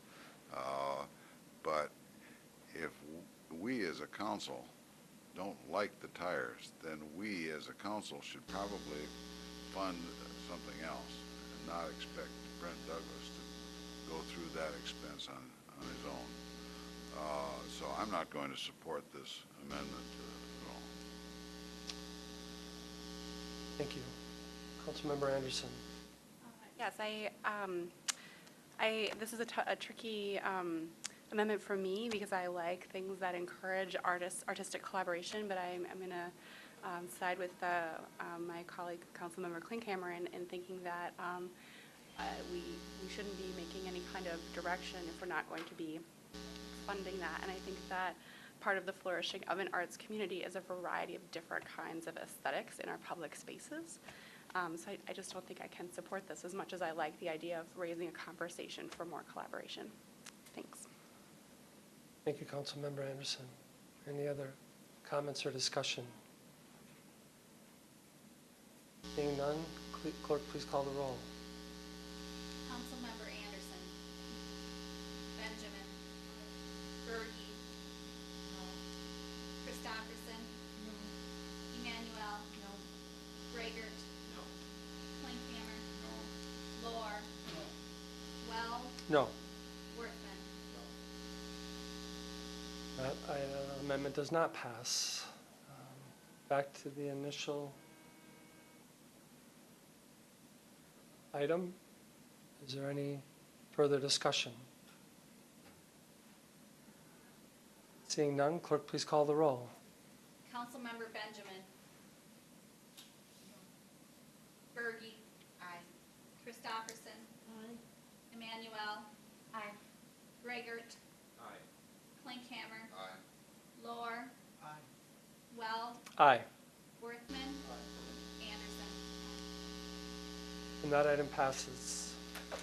We have a certified survey map, a resolution approving with a right-of-way dedication for the north side of Seymour Road, east of Andover Avenue. Mr. Allen, or Mr. Solberg and Mr. Allen. Yeah, go ahead. I'll defer to my esteemed colleague. All right. Thank you, Council President Weld and members of the council. This is a certified survey map, resolution to approve it. It's before you this evening. essentially due to the fact that it is dedicating right-of-way related to the CSM. There was a rezoning related to this that was before you at a previous meeting, and now the CSM certified survey map for 3 lots plus an outlot is before you here. So you've seen this again at previous meeting. There's more detail showing the right-of-way that would be dedicated. With that, again, there is a requirement for a development agreement before the applicant, the property owner, can move forward with the single-family building permits on the 3 buildable lots, which are lots 1, 2, and 3, again with an outlot for future consideration later. But again, so development agreement will be coming forward at a later time. But before you this evening is simply the certified survey map to, again, essentially codify these lots so they can move forward with the development agreement and future approval of that and building permits thereafter. So stand for any questions. Any questions for Mr. Allen? I don't see any. Thank you. Thank you.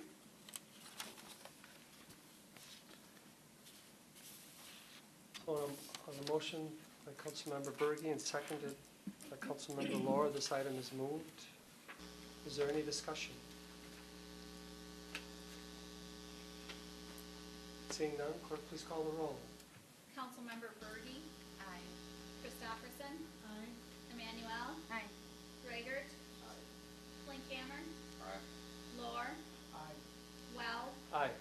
Worthman. No. Anderson. Benjamin. And that item passes. Agenda item number 39, resolution approving appointments and reappointments to various boards, commissions, and committees. One correction in regards to the library board. Council members all have, you all should have that in front of you in regards to what was on the original packet.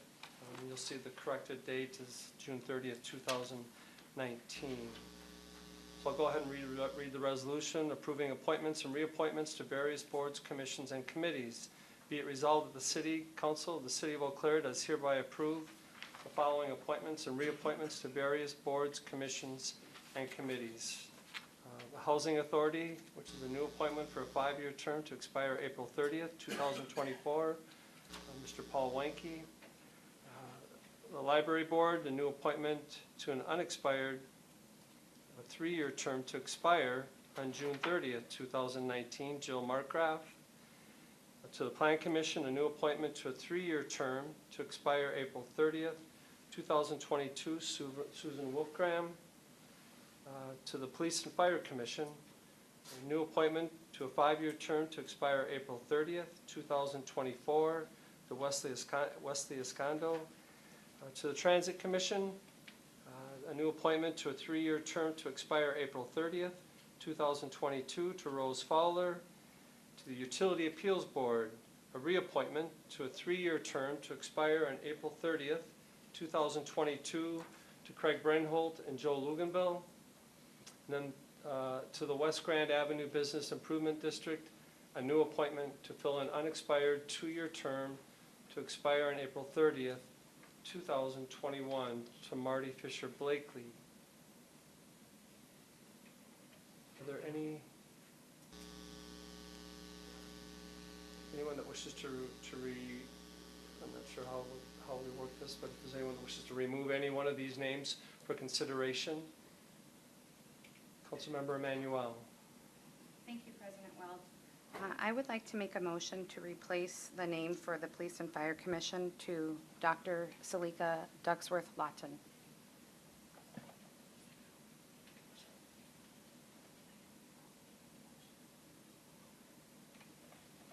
So we should move the resolution first and then make the change. So on a motion by Councilmember Christopherson, seconded by Councilmember Klinkhammer, this item is moved. Is there any discussion? Councilmember Emmanuel. Thank you, President Weld. I'd like to make a motion to replace the name for the Police and Fire Commission to Dr. Salika Ducksworth-Lawton. Are there any other changes? I'm sorry, is there a second? Councilmember Anderson.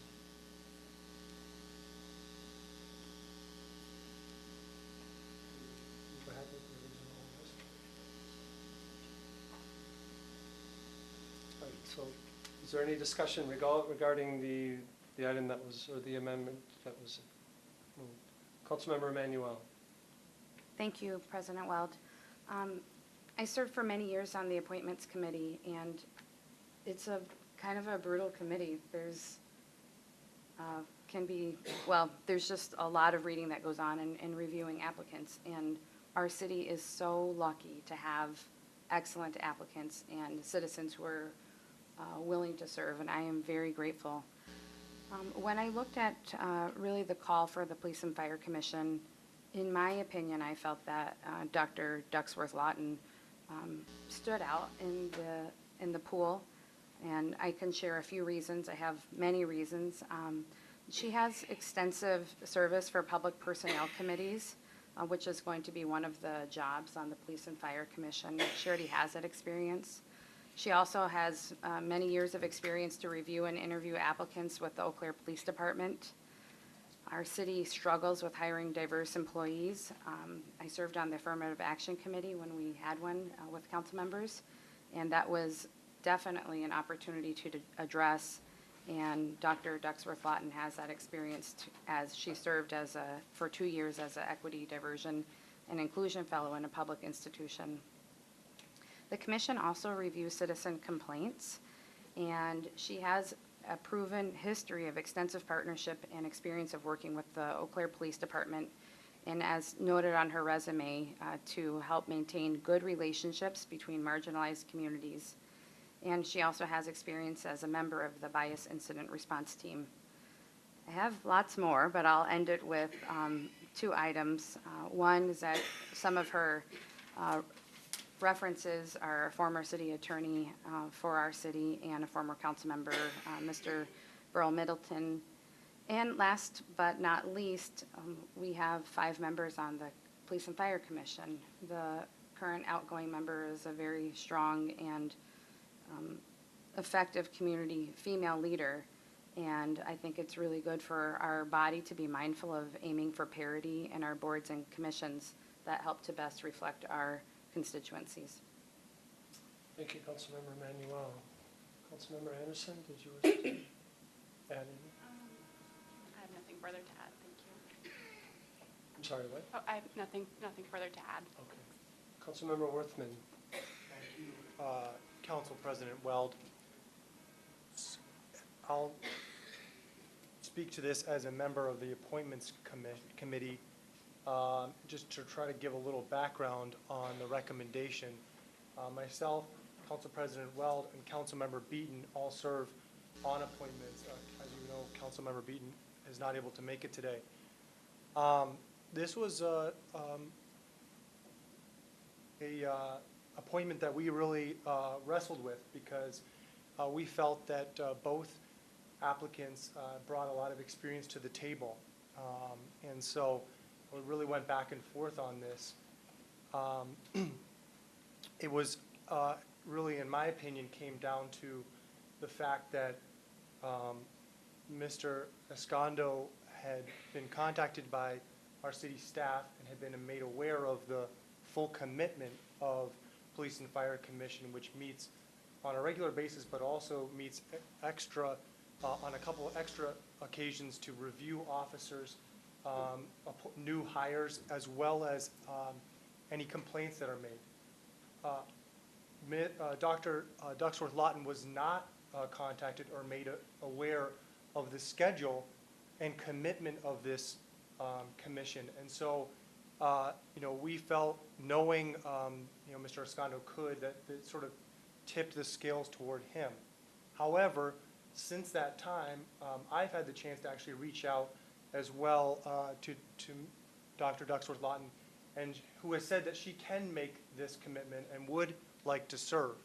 And in some ways, I think that this is a matter of fairness and making sure that, applicants are able to make this commitment, are able to do it. Again, we had two very qualified applicants, and we wrestled with this. But at the time, Dr. Ducksworth-Lawton was not fully aware of the commitment. And so in a matter of fairness, and given the change of information, I would be willing to support her. Any other discussion? Councilmember Bergen. Thank you, Council President. I also, when these applications were sent out by Ms. Morrell a few weeks ago, I looked through them a lot, and I also was impressed by Dr. Ducksworth-Lawton's resume and her background, and also her goals, which I kind of want to lift up. Is she wrote that to help maintain good relationships between marginalized communities and the police, and I know that's one of our goals of our current police force as well in Eau Claire, so I think that really aligns well with what we're trying to do as a community, and I appreciate reading that was her goal. So I just also wanted to add that into the conversation, because I think that's important. So. Any other discussion? I guess I would just like to share, again, I sat in with Councilmember Worthman and Councilmember Beaton on the advisory committee meeting, and it was our longest discussion of the day. Certainly, again, two great candidates that have, all the qualifications that we look for in this role, and so I feel that as much as I feel that they both can do the job that we're asking of them, I feel in support of these commissions and these boards and these committees that we task with these obligations or these things that we're asking of them. That as a council, it's important that we support their decisions, and obviously they take the time, these commissions and boards, to research and understand and make decisions based on the information that they have before them. And at that time, when we made this decision, again, both great qualified candidates, we did choose Mr. Escondo. So I guess I am not going to support the amendment.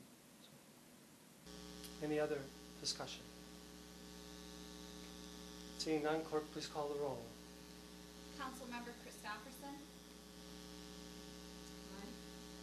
Emmanuel. Aye. Greigert. Aye. Klinkhammer. No. Lohr. Aye. Weld. No. Worthman. Aye. Anderson. Aye. Benjamin. Berge. Aye. And that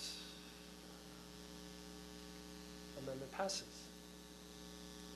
So then back to the question if there are any other amendments to the list of nominees. Seeing none, clerk, please call the roll. Councilmember Emmanuel. Aye. Greigert. Aye. Klinkhammer. Aye. Lohr. Aye. Weld. Aye. Worthman. Aye. Anderson. Benjamin. Berge. Aye. Christopherson. Aye. And that item passes. And again, congratulations and thank you to those that have agreed to volunteer. We appreciate it a great deal. Item number 40, Code of Conduct Policy, a resolution adopting the Code of Conduct Policy for elected officials. Is there any?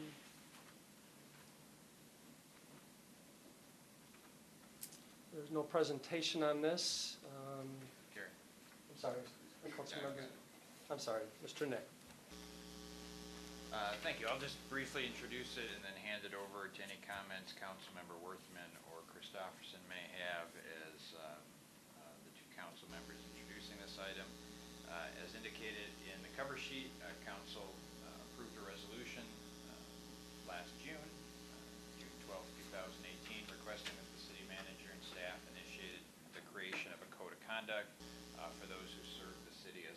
officials. We have done that. We have had 2 work sessions with the City Council, most recently just this past April, and also prior to that last August. The comments and changes, or comments were heard from council members. Changes were made by staff and hopefully have been responsive to that.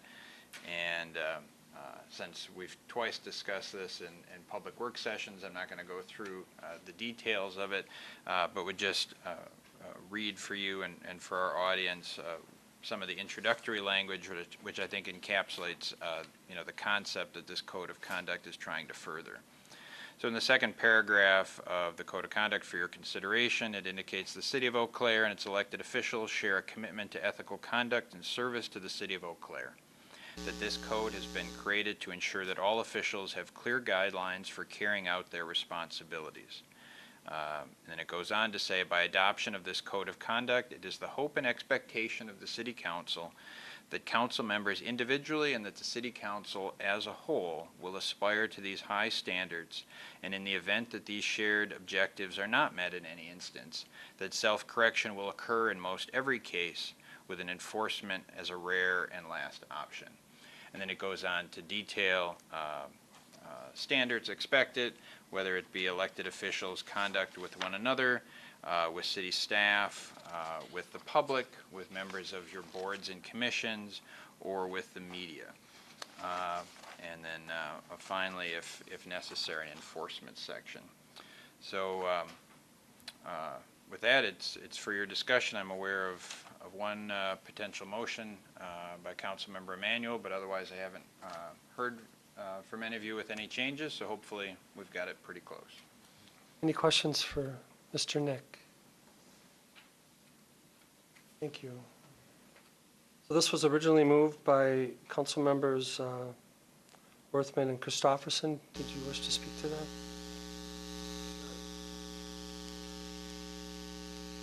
Thank you, Council President Weld, and thank you to Councilmember Christofferson for the help in bringing this forward now almost a year ago. Do we want to move this before I speak to it, or maybe that would be more appropriate if we moved and seconded? All right, I'm sorry. All right. I'll move it, Council President Weld, seconded by Councilmember Christofferson. Thank you. And I want to just kind of give a little background on this. I think first and foremost is this idea that we're a council that does want to make sure that we're holding ourselves to the highest standards and ethics. And I think what I'm most proud of in this document is the amount of work that we have all done with our city staff to make sure that we've come together on something that, I think for the most part we can agree on, our guiding principles of how we want to conduct ourselves, not only with each other, but how we conduct ourselves on our boards, committees, and commissions with the public and with members of the media. And, I think this document also helps us usher in a new era in terms of the expectations of what it means to serve and what it means to, to work with each other in a constructive way. I look at our state and our national politics and our dialogue, and I think, that sometimes there's something missing in terms of an ability to really see eye to eye and solve the most pressing issues. That's something that I think on a local level, we have to do our best to make sure that we overcome and that we instill confidence in our community that we're able to get the job done of making Eau Claire the best community it can be. This document, I think, furthers that expectation that the public and the voters place in us to do a good job.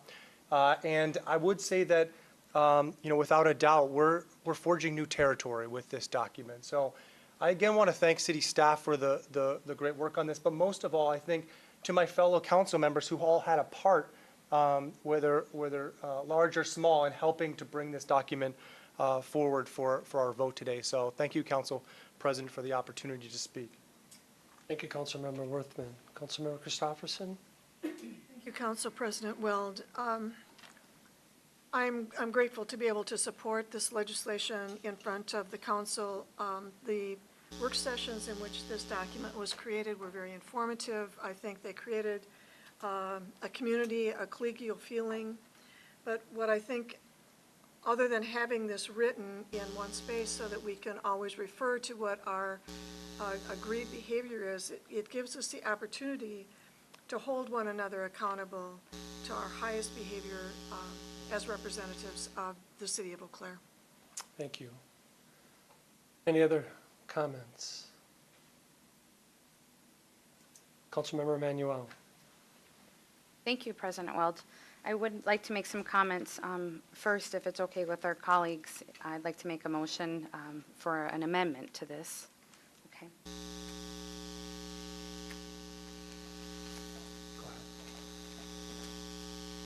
Ms. Morrow will be putting on the screen, and I will pass this out for everybody. While it's being passed out, I can go ahead and read this, and then if I am permitted, I can speak to this. I'd hereby move to amend the Code of Conduct for elected officials by adding the following: discrimination and other harassment. The council is committed to providing an environment that is free of discrimination and unlawful harassment. Unwelcome, intimidating, hostile, or offensive actions, words, jokes, or comments based on an individual's gender, race, ethnicity, age, orientation, religion, or any other legally protected characteristics will not be tolerated. Harassment, both overt and subtle, is a form of misconduct that is demeaning to others and undermines the integrity of relationships. This type of behavior is strictly prohibited.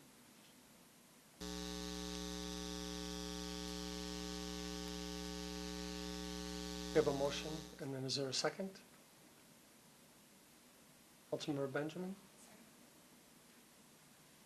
Choose to speak, Councilmember Emanuel. Thank you, President Weld. This language is nearly identical to the city employee handbook.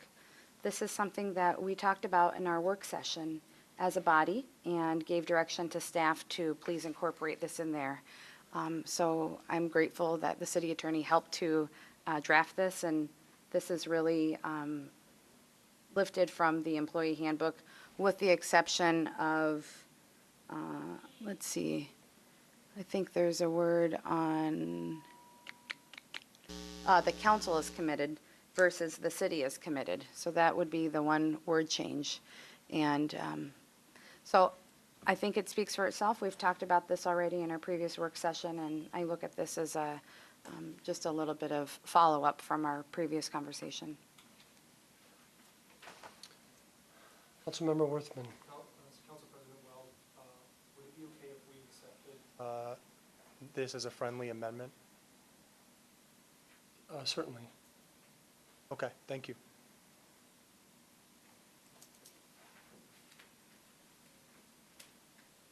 Councilmember Benjamin. Thank you, President Weld.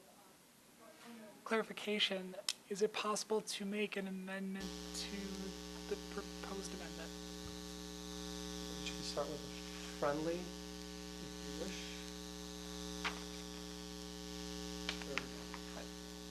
Apologize, I'm still learning procedure. Oh, okay. What is your amendment? I'd like to propose that in addition to gender, race, ethnicity, age, sexual orientation, et cetera, that gender identity and gender expression are two other terms added explicitly to this agreement, to this language. The terms gender identity and gender expression, Andrew, are you okay? Okay. All right, so amendment to Andrew, Councilmember Wortsman's friendly, and Councilmember Emanuel.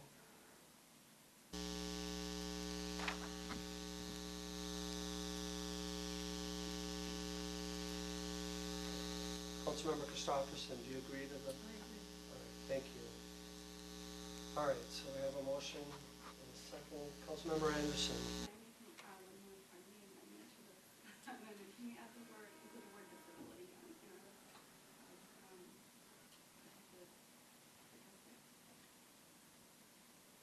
All right, so we need approval from Councilmember Benjamin first. Oh, I'm sorry. am I in the wrong level? Pardon? it gets complicated. Okay.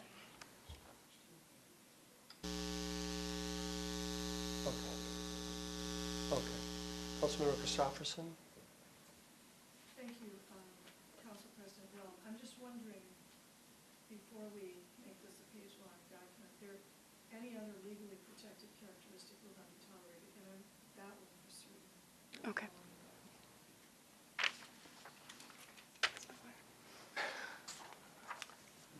Councilmember, or City Attorney Nick? Entirely your preference, so at least as that request stands, it's a request to add disability to the list, and it was proposed as a friendly, so it's up to mover Worthman, seconder Christopherson. Also, just for point of reference, they don't have to be exactly the same, but on page 5, so the request was made at the last work session, and it is in the agreement, but it can be there in another spot. But you'll see in section 3E, that's a direct take out of our handbook. So our equal employment affirmative action section was pulled into the agreement there. This one, the language is slightly different, and it doesn't look like it has disability, but you'll see under 3E it does.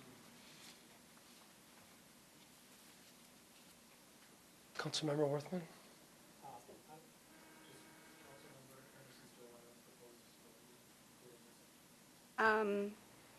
You know, it is another legally protected status. My interest in including it was simply that if this is a document that is, calling us toward our values, it just might be helpful to have the word in there. But I do understand that it is a legally protected characteristic, and so it is covered.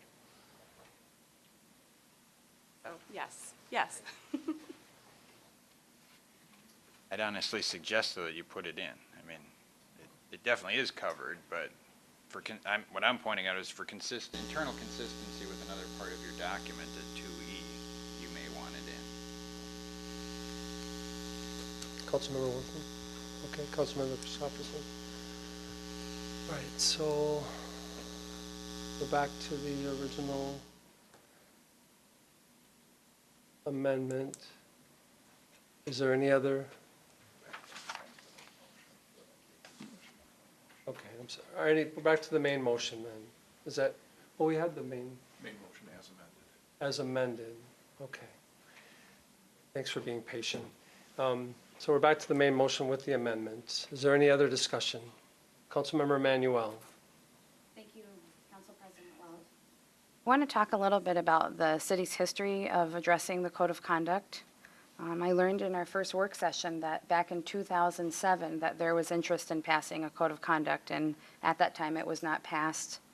And then in 2013, the city passed a committee code of conduct asking any volunteer citizen to follow a code of conduct, and I was a part of that process. And hopefully on May 14th, 2019, this will be adopted by the Eau Claire City Council. I want to share my unwavering support for the letter and the spirit of this code of conduct. To me, this is more than a code. This is a document of hope.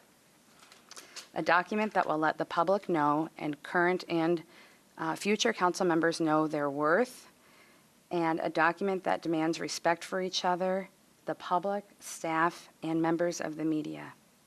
By setting these aspirational expectations, this council can be a model that inspires other bodies to move from an all too often fear-based politics to truly welcoming one another and actively building a culture of love and hope in serving the people of our community.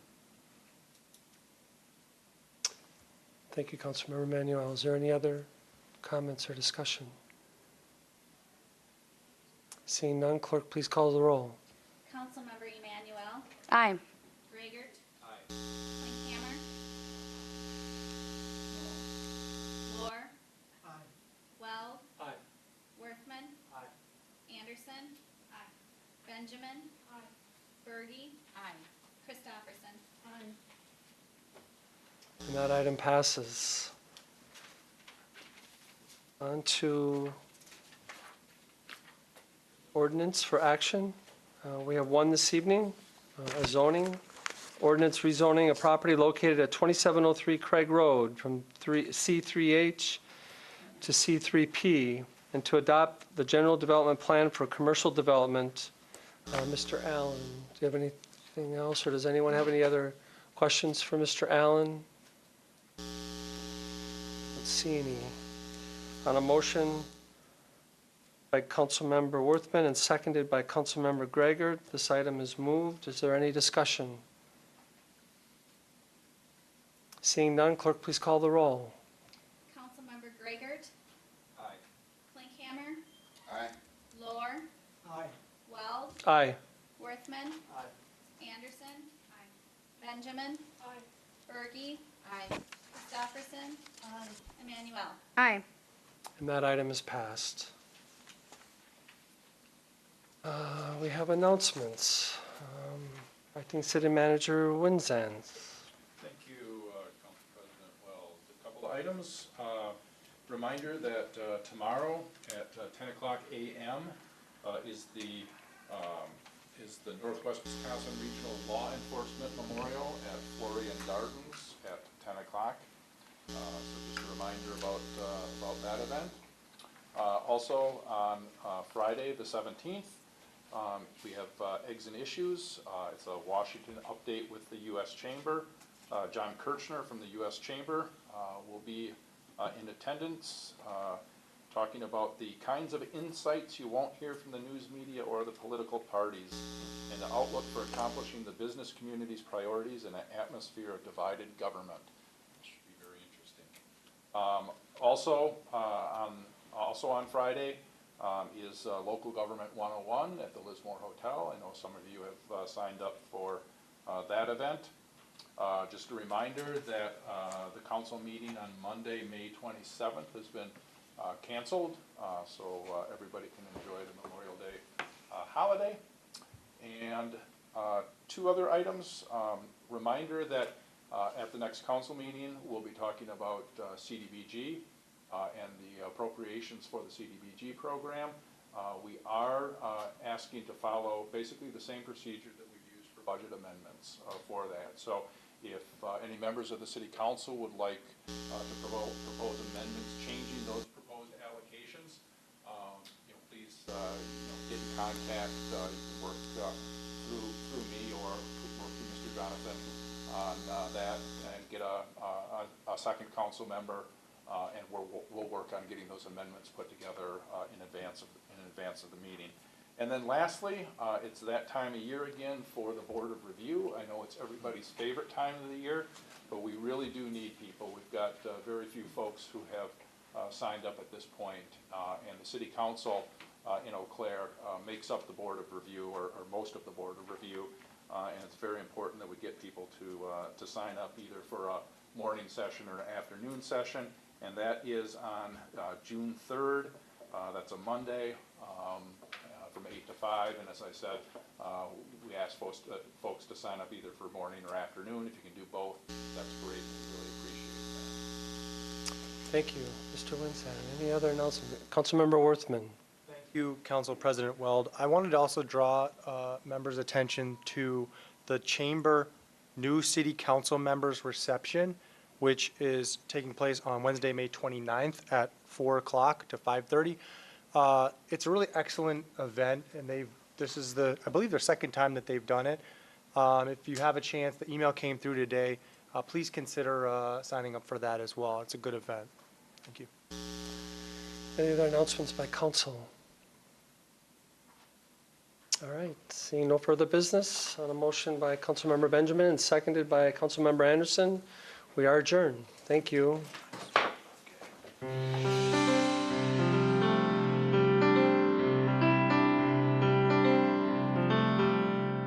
This program was brought to you by a cooperation between Newsworks and the City of Eau Claire. A transcript of this meeting is available for the hearing impaired. It will be available within 7 days of this telecast. Call 715-839-4912 or TDD 715-839-1689. Or write Eau Claire City Clerk, P.O. Box 5148, Eau Claire, Wisconsin 54702-5148. Newsworks is made possible by continuing community support. If you would like to volunteer or make a donation, please contact us via phone at 715-839-5067 or online at valleymediaworks.org.